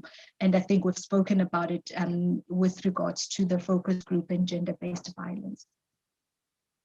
And then it comes, you need to consider ethical issues when it comes to sampling. When you decide on the group that you're going to be including in your study, one of the first things when you are conceptualizing your study, if you're doing a study on first-time mothers' experiences of juggling work and motherhood, for example, you need to specify your sample is first-time mothers. Why are you sampling first-time mothers? What about these first-time mothers that you are sampling? First-time mothers that have a year's experience of working and being a mother, and because they are still fresh and in the thick of things of the balancing between work and motherhood. So you need to justify why you are sampling a particular group of people and why you are not sampling another group of people. And when it comes to sampling, you also need to be very cognizant of the vulnerable groups, that is children, the youth, as well as vulnerable adults.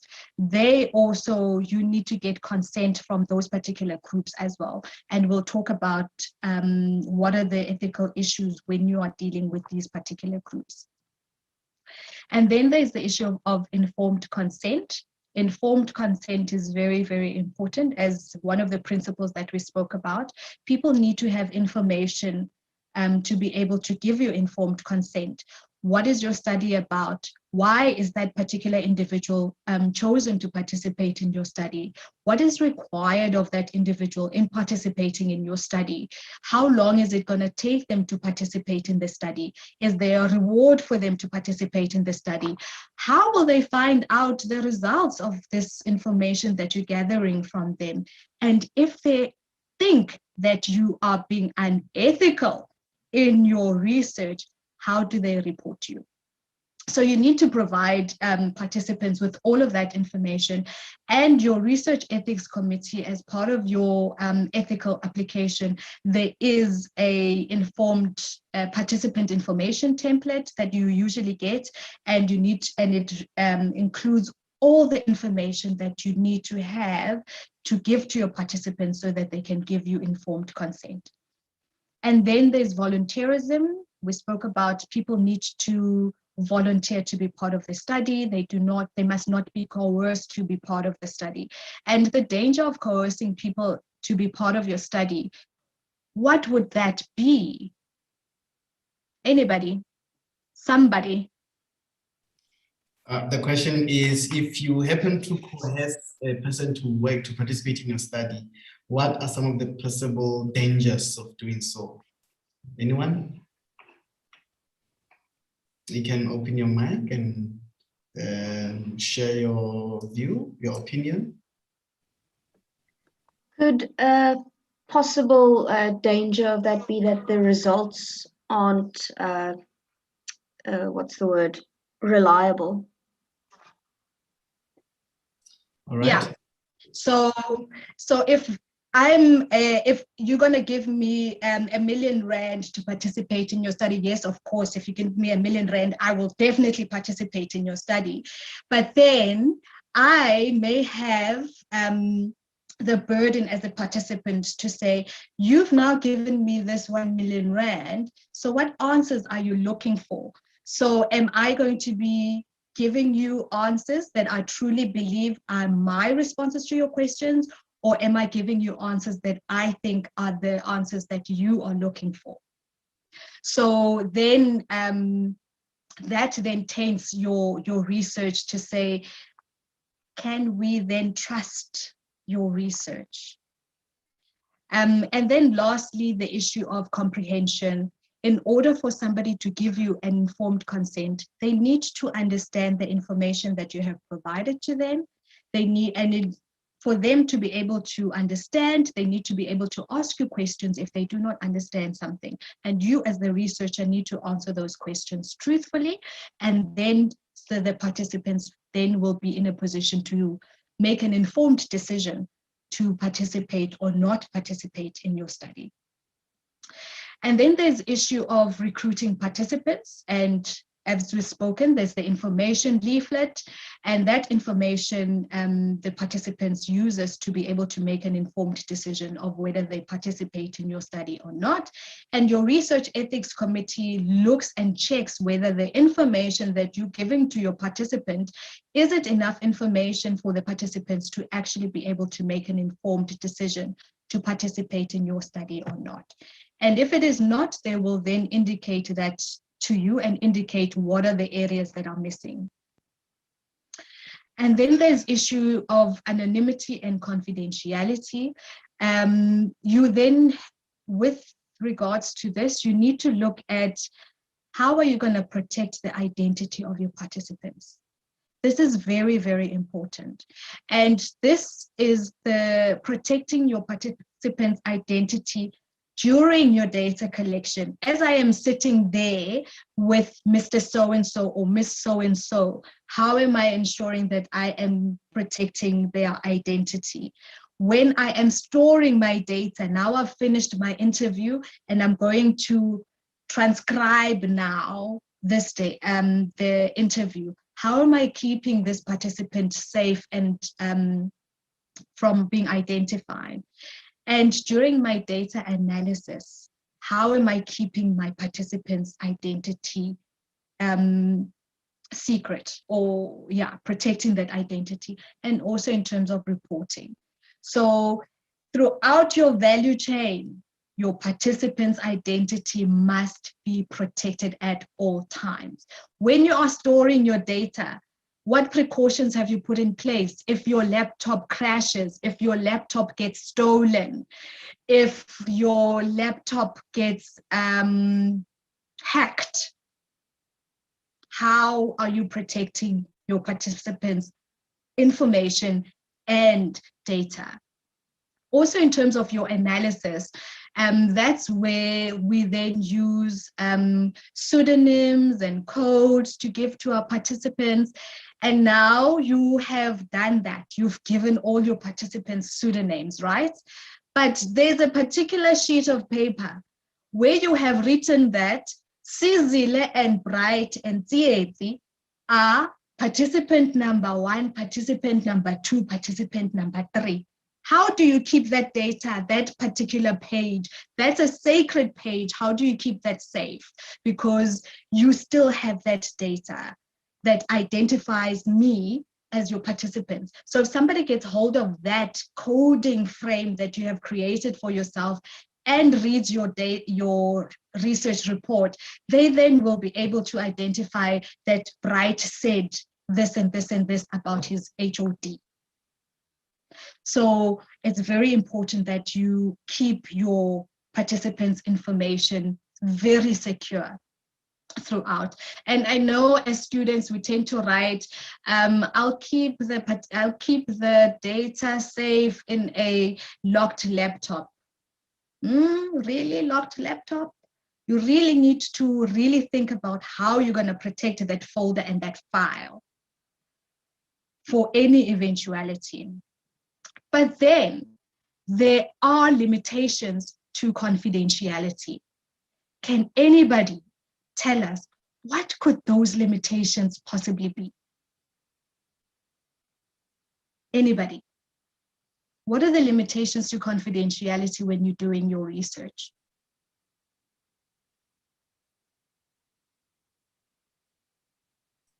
Anybody? Anybody? You can open your mic. Limitations to confidentiality when doing research. Have you thought about this, or are you thinking about this? At one stage, you will need to go into the field. So what could be the limitations to confidentiality?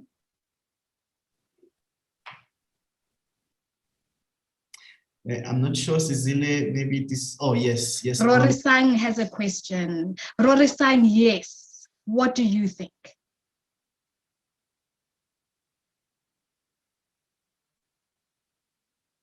Rory Sang? Hello, can you hear me? Hi, yes, I can hear you. Okay, just thinking just from the top of my head, I'm thinking the limitation to confidentiality might be that the information, for instance, me as the researcher, the information that I use and I say it's confidentiality, I'm protecting my participants. It might be questionable to those that are going to read my study to say, did you really find those people that you interviewed, or for instance? I don't know, that's what I can think of as a limitation. Okay. Yeah. Let me give you a scenario. Let's say, for example, you are doing research on individuals that have experienced self-harm. And now you're sitting with participant D, And participant D states that they still want to self-harm, and they also want to self-harm the people that they live with in their commune. He has a gun, he's feeling very depressed at the moment, and he feels that he's going to use his gun and also harm himself. So then I guess you would have a responsibility to break the confidentiality and to inform, I guess, the police or the psychiatrist or someone. Yes, sorry, who was that? I didn't get to see. Sorry, that was Erica. Who was responding. Erica, that's correct. There are certain instances where confidentiality can be broken from the researcher's point of view, such as the instance where somebody wants to do self-harm or wants to harm other individuals. And as the researcher, you can actually see that this person will definitely take those steps that they are talking about. So in that instance, you then need to go and look for an external person, either a psychologist or a social worker, and then be able to say, this is the situation, how then do they then intervene in that particular issue without you getting further involved in that particular issue, right? Thanks, Erica. And then there's the issue of consent. We've spoken about. Rory's hand is still up. Maybe he wants to say something. Sorry, Rory-san, do you still want to say something? Your hand is still up. Oh, no, sorry, it's from the previous time. All right, thank you. Okay, thank you. So when it comes to consent, we spoke about the participants have to freely agree and volunteer to be part of your study. And they do that by signing a consent form. And that consent form says that they have a good understanding of your research study and they are freely participating. They've read the information you've provided. They've had an opportunity to ask you questions and you have answered those questions and they are satisfied.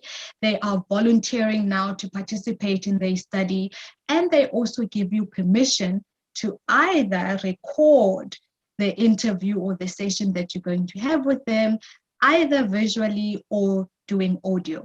Now, that is very, very important to include in the consent form that the participant is going to give you, because in actual fact, all the things that you want your participants to be consenting to, you must include them in that consent form that they actually sign, because you can't exclude the audio and then record the participant. And then because the participant can come back later and say, I never agreed to you recording me. I said I can give you the information, but I never said that you can record me. You see, so all the things that you want consent on, you write them down. And then you get the participant to sign them, and then you keep those issues when you are doing your research. And then consent with vulnerable groups. Now, this is very important. For example, if you're going to be doing a research study on the experiences of primary school children with regards to COVID-19 communication, right? You need to get consent from the parents. You need to also then get assent from the child. If the parent gives you consent and the child doesn't give you assent, you don't include that child in your study, because children and all other vulnerable groups have got the right to participate or not participate in your study. And that goes for all the vulnerable groups, that is children, the youth, and vulnerable individuals, such as people that have mental disabilities, right? So as a researcher, don't assume that just because the guardian or the parents has given you permission or consent for their child or the vulnerable adult to participate in the study, that the child or the vulnerable adult also consents in the study. As a researcher, your responsibility is to communicate all the information that that vulnerable individual needs in a way that they understand for them to be able to give you their consent. I'm running out of time. Then there's the ethical clearance process. You complete your ethical application form. It goes to your ethical, your research and ethics committee. They review it in conjunction with your proposal, and they check that you are applying all the universal principles that we spoke about. And then they can come back and say, great, we accept your research. We give you permission because you're going to be conducting ethical research, or they will ask you to make changes, or they will reject outright because you have not taken consideration of any of the ethics principles. So during your research, consider the informed consent that we've spoken so much about. Also look at the sensitivity of the special needs of the individuals. For example, people, the vulnerable groups, a person with a disability, the amount of time that you need to give them, for example, to participate in your interview is not going to be the same as somebody who's able-bodied, for example. Also take care of the power relations that you go into the field with. For example, if you're doing research with children, you are an adult and they are children, and their power dynamics, and you need to come to the level of the child so that the child can freely give you the information that comes from them and not feel coerced by the power that you hold as the researcher and as an adult. And also it's important to debrief your participants after your research interaction so that they leave the interaction with you and the engagement of the research behind and not take it with them. Right, I'm almost done. And then when you are... So that Sorry. we allow for Q&As, maybe we can just wrap up in the next 5 minutes. Yes, I'll do my very best to be very quick. Okay, now that we are in a pandemic, there are some issues that you need to consider. Look at other data collection methods other than face-to-face. Look at secondary data using Teams and Zoom and WhatsApp as your data collection tools instead of face-to-face. Look at other data sources like newspapers and blogs and textbooks, and use that as your research data sources. But remember that using secondary data and using these particular data sources that I've spoken about have got their own advantages and disadvantages, and also have their own ethical questions, right?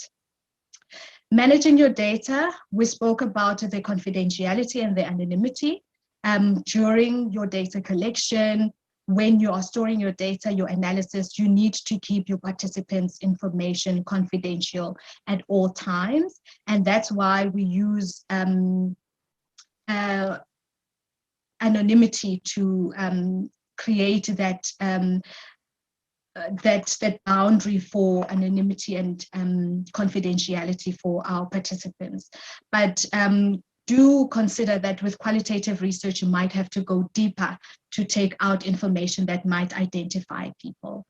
In terms of data storage and security, how are you storing your data? Who will access your data? When will they access your data? And how will you destroy the data after the period that you are required to keep it for, which is about 5 to 7 years. And when you do your write-up, and also when you are doing your publication, when you are analyzing and reporting your data, don't cook your data. If you're doing statistics, don't cook your statistics so that they actually support your line of argument. Write what you found and then write your arguments around for or against, because cooking data is unethical. Same with qualitative data. Say what your participants said. Don't reformulate what your participants said. In terms of data sharing, if you're going to share your data that you've collected from your participants, you need to tell them it needs to be in the participant information sheet. It needs to be in the informed consent and in the consent form that the participant actually signs. And then in terms of your publication, if you find that there was a mistake in the paper that you wrote, go back to the journal and report it to the journal and make the journal aware. And then you decide, do you need to write an erratum or do you need to recall the paper altogether? Thank you. Are there any questions?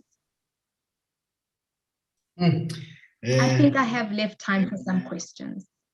How I wish we could have had longer time. Thank you so very much for this insightful discussion. I want to open the floor for questions. I can see Erica is asking, what if a participant gives a written consent but then changes their mind? There's a question from Erica. I want us to go back to that question around coercion. Paying for research participants to be involved in my study. What kind of incentives that are universally acceptable that I can offer for my participants? What constitutes coercion? You know, so and then yeah, Erica's question, there it is. You may go ahead, Cecilia. Okay. In terms of the participant changing their mind, remember we spoke about volunteerism. That means that I am volunteering in your study, and at some point I can unvolunteer for your study.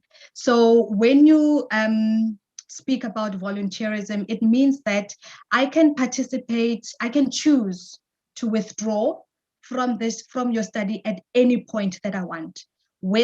I can withdraw as you are asking me, Cecilia, can you participate in my study? And I say no. I can give you, you can give me the information and I agree. And now we're sitting at the table and we're having the interview. And in the middle of the interview, I say, I don't want to be part of this anymore.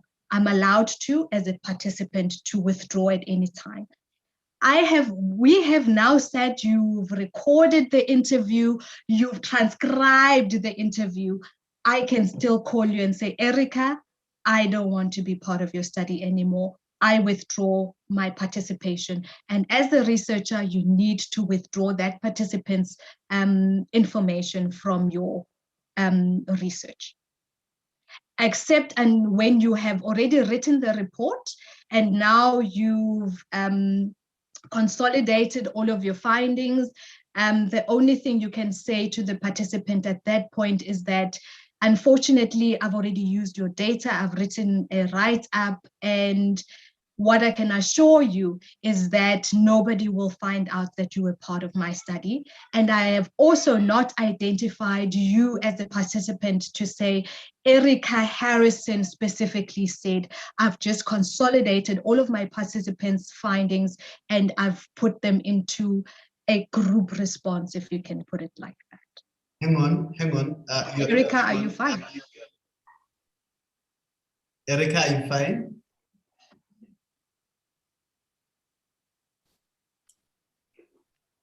Okay. Oh, Erica is writing in the chat. She says, thank you for the clarification. Okay.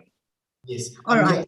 And then comes to... I want to challenge you, Cecilia. Perhaps one student would be thinking now here. So even if I have not yet submitted my dissertation and someone, by the time I'm doing my write-up and analysis, they are calling me to say they withdraw. Can I still say, I have not mentioned you by name? I would not, there's no way anyone can know about you. I will not withdraw you. I will proceed with the data because it's important to my study. You can go ahead and do that, but remember, you provided your participant in the information sheet, the people that they can report to if they feel that you are being unethical with your study. So we had the interview with Erica today and tomorrow I call her and she tells me that she can't withdraw, I'm going to go to that participant information sheet. I'm going to look who is her supervisor, because your supervisor's details are in the information participant sheet. The chairperson of your research ethics committee's information should be on there. And if your, and also your university's, what is this, whistleblowing telephone number should be on there. So as a participant, I have 3 opportunities to actually report you. So I would try firstly to try and convince the participants that I've actually kept the anonymity and confidentiality, but if the person says no, the ethical thing to do is to withdraw that information, unless you've already done your analysis, your report is with the examiners.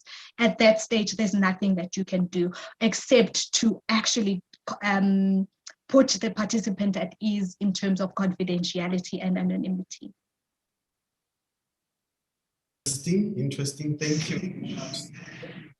One last question, and then I'm handing over to Dr. Mutle to read from the chat box. There are questions there.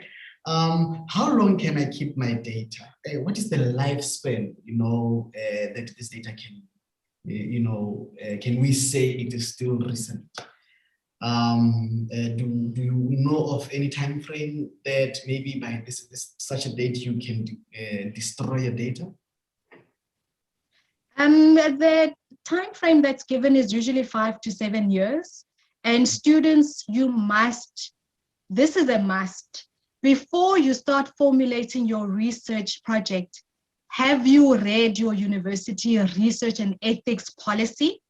And have you read your M&D policy, right? Those are such important policies to read before you actually even engage with your study, because your research policy gives guidelines on what you can and cannot do.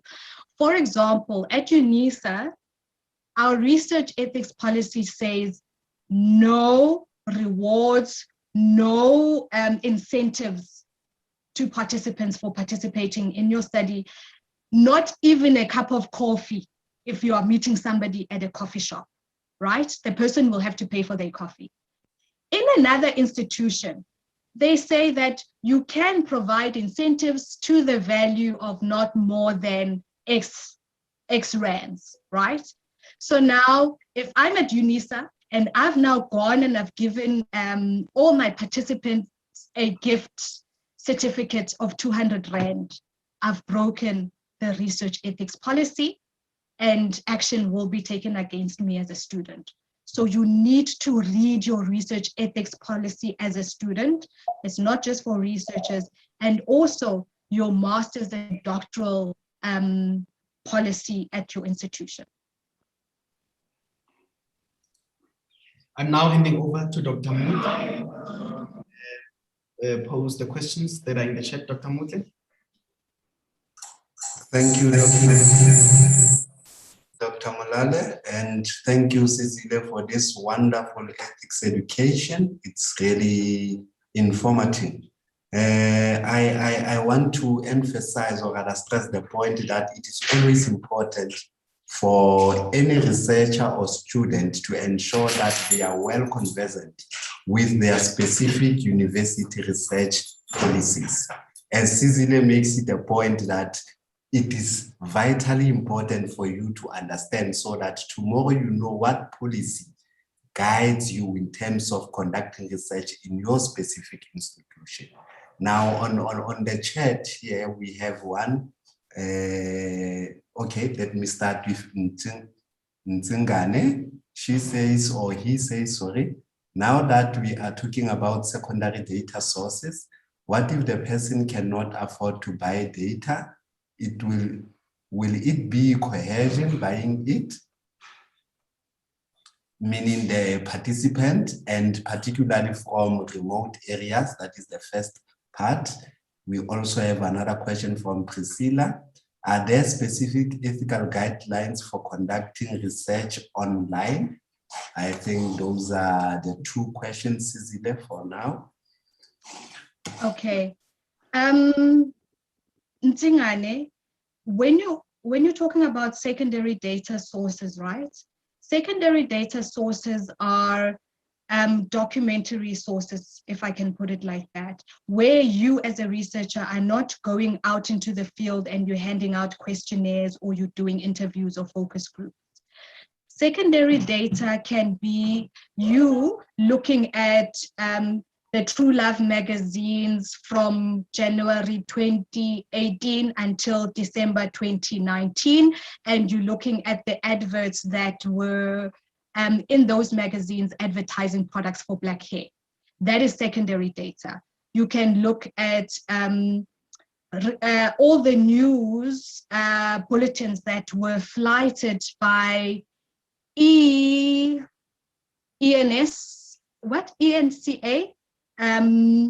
during COVID-19 in 2020 from January until December, and you want to see how many times women were invited to comment on the COVID communication, for example. Now, that is secondary data. But what I think you are saying here is that if you have participants that are sitting in a rural area and you want to interview them, can you buy them data to participate in your study for a telephonic interview? The question is, what does your research ethics policy say at your institution? Does it allow you to actually provide incentives to participants, or does it not?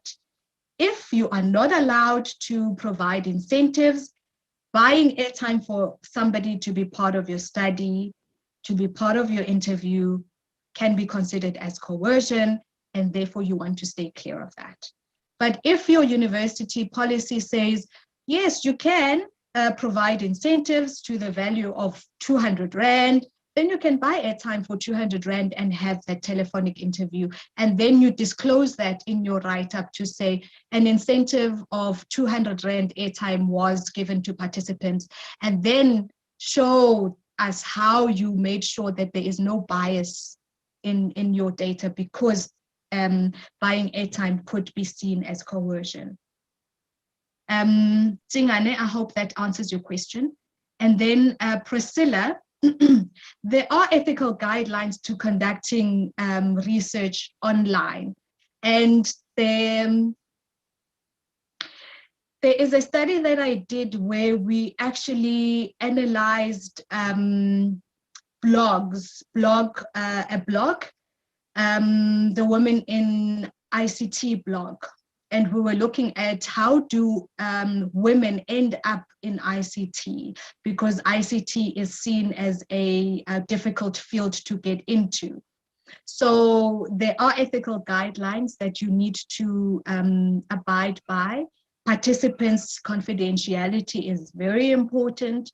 So we used what is called rewording. So we had to reword and rephrase what the participants actually said in the blog so that they would not be able to be identified when somebody reads our study, because you have to provide evidence in terms of the quotes when you're doing qualitative research.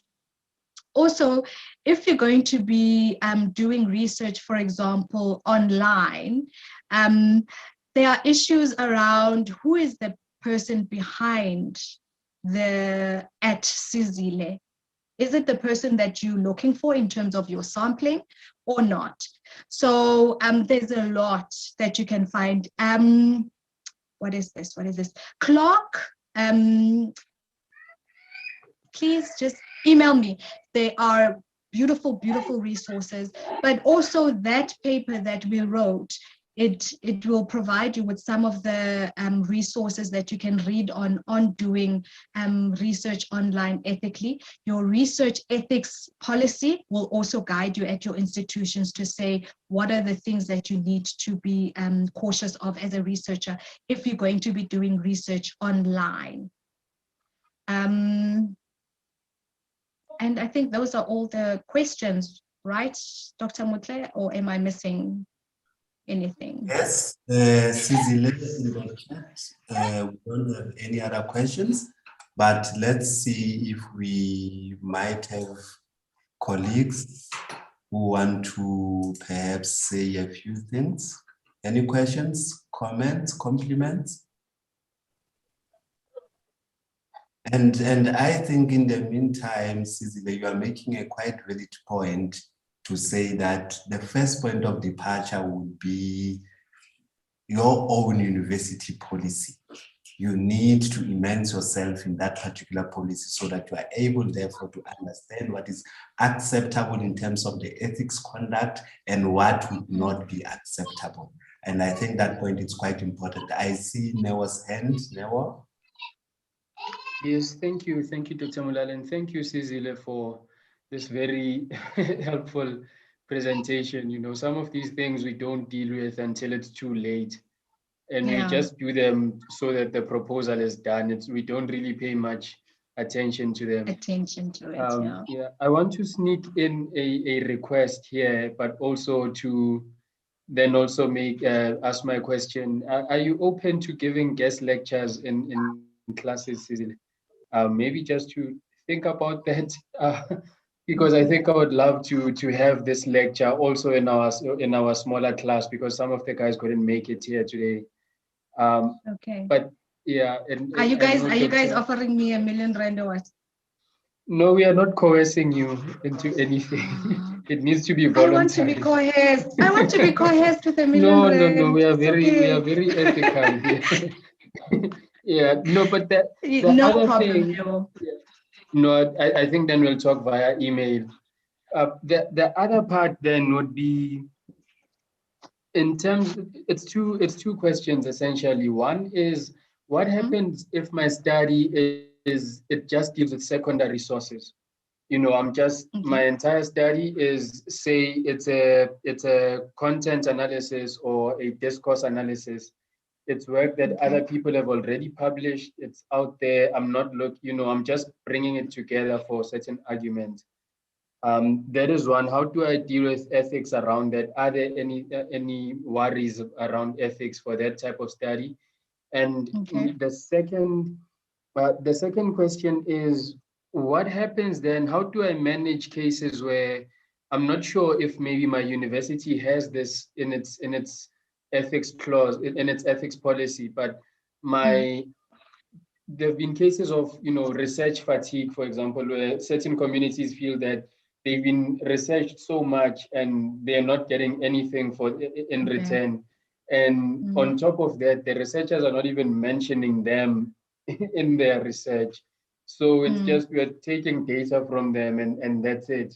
So how do I manage a situation where my participants say, look, I can see your consent form says you're not going to mention me, but I want them to know that Neo said this. I don't want it to be hidden. And my consent form already says I'm not going to be mentioning people's names. How do I maneuver a situation like that? Thank you. Okay. Let's start with your first question. If you're using secondary data, if you are, for example, looking at legislation, right? You're comparing South Africa's labor relations policy or labor relations legislation pre-democracy and post-democracy, right? There are no issues of anonymity that you need to consider there, right? Because it's a public document, and nobody's going to be hurt if you say Jan van Riebeck came with this particular policy, or Botha's administration came with this policy, Mbeki's administration, because that's all public knowledge, right? But now, if you're going to be using a source like you're going to be going into a Facebook group of people that are going through depression, right? All the information, all the posts that people have done on that Facebook group, you can identify Sizile. And then you can be able, and I may be part of those groups. As we know, some groups in Facebooks are private groups. because people want to share and open themselves up to people that they trust and people that are like them. So in that particular instance, there are issues of anonymity, there are issues of confidentiality, there are issues of trust that you need to take care of if you're going to be using that data. First and foremost, because it's a closed group, there are issues of gatekeeping that you need to take cognizance of. Just because the group is in Facebook, it doesn't mean that it is public. It's public because Facebook is a public platform, but the group is a closed group for specific reasons. So you need to get permission from the administrator of that particular Facebook group to say, may I have permission to use the information from your group, right? And then the administrator can decide, yes, you can because it is my group, or I need to get permission from all the people that are part of this group. And so you need to go through that particular channel because you don't want anything to come back and bite you.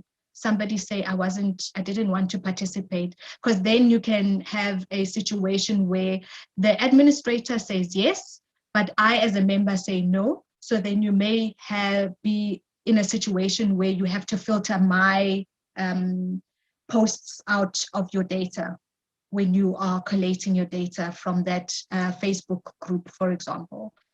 And then your second issue, participants want to be mentioned. It will depend on your stance in terms of your research and the politics of your research. If you are of the stance that your research is done in conjunction with your participants, and the participants are just own your study as much as you do, then you can be able to say, Neo said this, Sizile said this, and then you will need to write that up in your before you do your findings, to alert your reader to say, this is the stance that we have taken in terms of the findings. Some participants wanted to be named because they own the study themselves, and some participants did not want to be named, and therefore they are given pseudonyms. So you will need to do good justifications on why you are naming your participants, but also you need to weigh that against the benefit and the harm. I may want to be named, but it may be harmful for me as a participant to be named. So as a researcher, do you think that it's a good thing for me to be named in your study if there is more harm than benefit that comes out of it? Right. So that is what you need to think of. Huizi has a question. How can one ensure confidentiality and anonymity in a focus group? Huizi, do you think you can? Or to what extent can you? Let me hear you, please, Huizi. Huizi? Well, I'm actually thinking about it now as you are presenting, hence I posted the question. Perhaps other people can assist in this regard, but I think there are limitations to that. You can't fully ensure it, because participants will be there, they will know each other, and then how do we then ensure that what we shared during the session actually doesn't go beyond the people that attended? I'm not sure how to do that. You would need to be upfront in your information, in your participant information sheet, and alert your possible participants of the risk of participating in your focus group. You will then need to put that also in the informed consent form that they put in, to say, I consent to participating in the focus group, and I understand that there are limitations to the confidentiality and anonymity based on the fact that there's so much that the researcher can do to limit the information staying within the focus group. But then when you have your focus group, you will need to actually stress that to your participants as much as you can, to say, guys, please, can we keep the information that we share within this group and not go out on Twitter and write, hey, but I was in a focus group and this lady said blah, blah, blah, blah, blah, because people can then be able to be traced, and then anonymity and confidentiality goes down the drain.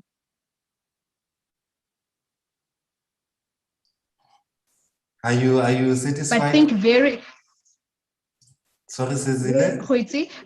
Yes, I am. Thank you. Thank you. Thank you. Yeah, but think very deeply around the topic and the focus group. Maybe fun topics, the topics that don't have sensitivities, but topics that have sensitivities, maybe not. And I think Cecilia is making a quite valid point to say that the objective of the study must be explained clearly to your participants before they can even partake in the study itself, or the process of focus group interviews or individual interviews. When we have alluded to them, the objective of the study, it becomes much easier, therefore, to manage these discussions as and when they unfold. Human beings by nature are social beings.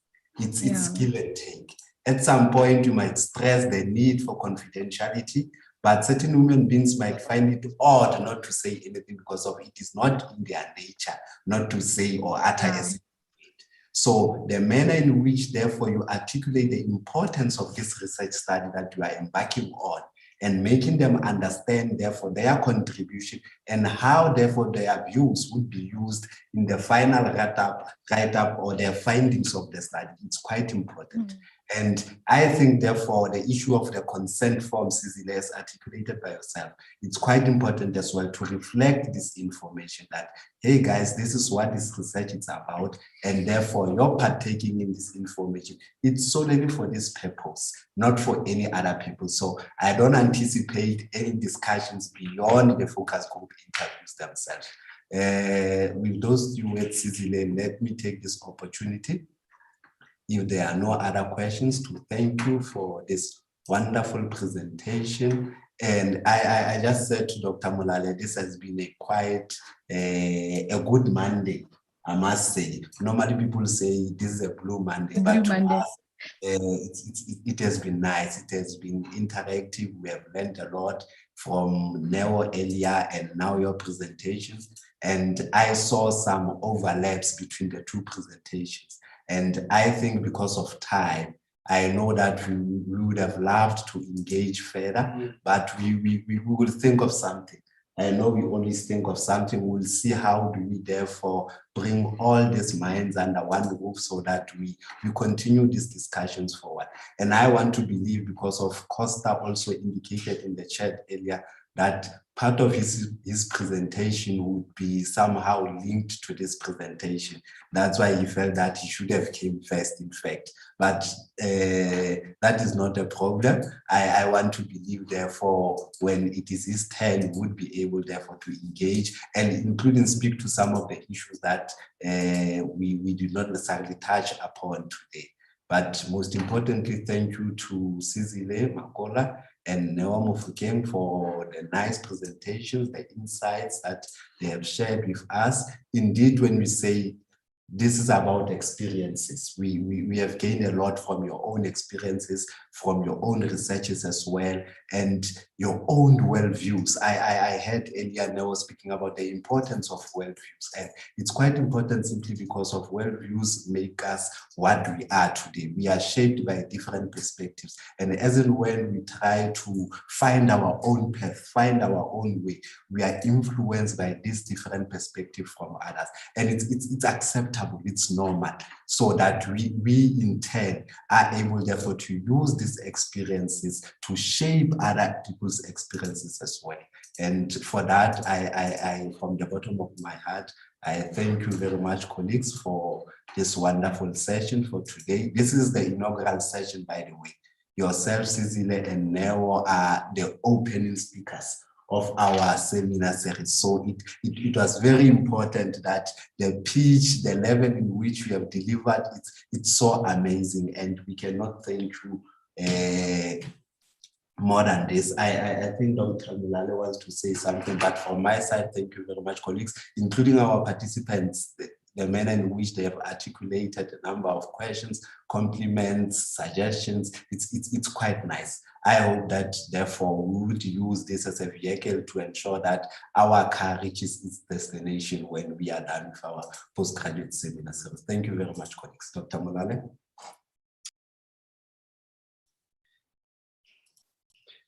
Yes, thank you so much, Dr. Mutle. Wow, wow. Dr. Mutle and I were just talking about how to plan a follow-up, because this is quite insightful, and we appreciate you for availing yourselves. One Twitter conversation has culminated to this, and let this community of practice continue. Two things. May I request Sizile and Neo to just remain after this session so that we can debrief, the four of us. And then Sizile, you spoke about your availability, especially, I can't remember, was it to Erika, on how to share insights and some material with them. Should I share your email address in the chat? Sorry, your mic is off.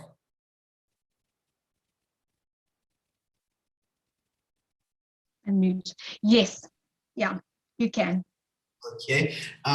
You also, I want to also appreciate you that you did tell me that the extended version of your presentation has been sent to myself. I will make it available to everyone because, of course, there wasn't enough time to touch on all the aspects that you had planned to touch on. We definitely be having further engagement as we proceed. Thank you so much, colleagues. And to you, dear students, I want to appreciate you for making your time to come and attend this session. Today, as Dr. Mutle had said, is our inaugural session. We are going to be running until next week, up until the 4th of June, to be exact. Our presentations well, we scheduled like this. We have them today, and then tomorrow we're taking a break. We will come again here, same format in Zoom, same meeting details and login details on Wednesday, same time at 4 for yet another impactful conversation around how do we navigate our way around the research that we do, and some hurdles, some loopholes, some challenges. How do we address them? Thank you so very much for attending this session. I hope to see you, all of you, again on Wednesday. Without any waste of time, I understand some of you might be planning to do your home chores. We appreciate you for spending the time with us. Maybe one might be asking, why 4 o'clock? This is to accommodate our colleagues who are, in other time zones, because not only us in South Africa, not only us at Northwest University are interacting here. We have extended an invitation to other colleagues who are from other countries, Zambia, Florida, and the US. There are others who want to connect from Italy. So we just want to, we're thinking of, maybe this could be accommodating for them. For instance, we have one of the presenters who is from Florida in the US, who when it's 4 o'clock here, to them is 10 a.m. So this is the only time we felt like it could be, reasonable to accommodate everyone. And I hope you do not see this as why are we having this time, our presentations late? Do we have other engagements? We thank you for being with us and understanding why we did this. Thank you so much, and let us see you on Wednesday. You can bring your friends, your colleagues, fellow students to attend these sessions. We will from time to time be sharing the YouTube links because this session was live on YouTube. All sessions will be like this. So on each day, what we'll be doing is that we'll be sending emails to all of you. You can share in your platforms, invite others. If they cannot come into Zoom, they can attend this session on YouTube or follow the conversation on YouTube. That is all from me in terms of housekeeping and logistics. Thank you so much, and let us meet again same time on Wednesday. Bye-bye.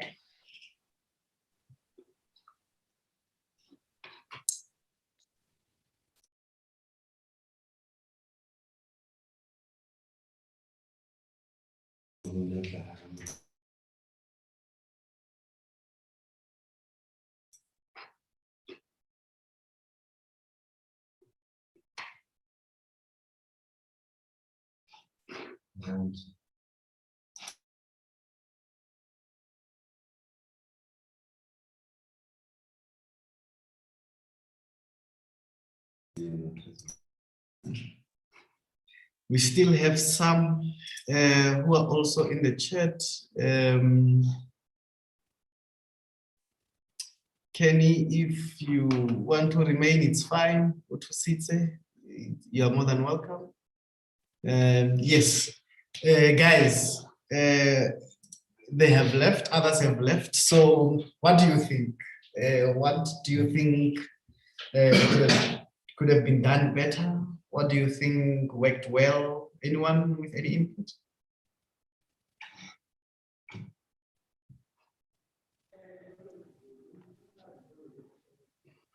Dr. Bright, you should be saying what I should have done better.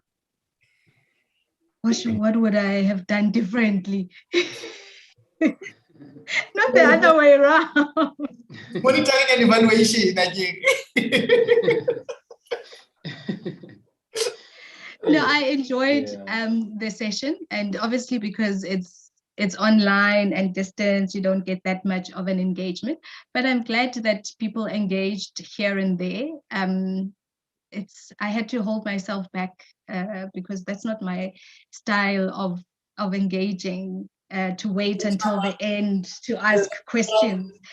I get too excited as I'm presenting. But I think it went well, and the students participated well, and they asked relevant questions that I think might be helpful for them with their research.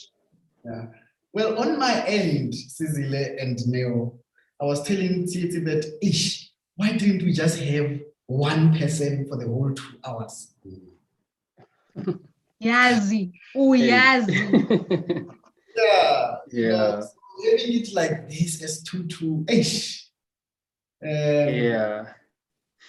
No, I don't know, but yeah, this time management is a bit of a challenge sometimes. And I mean, on my end, I was caught a bit off because we had presentation study postgrad today. So I was doing a lot of paperwork for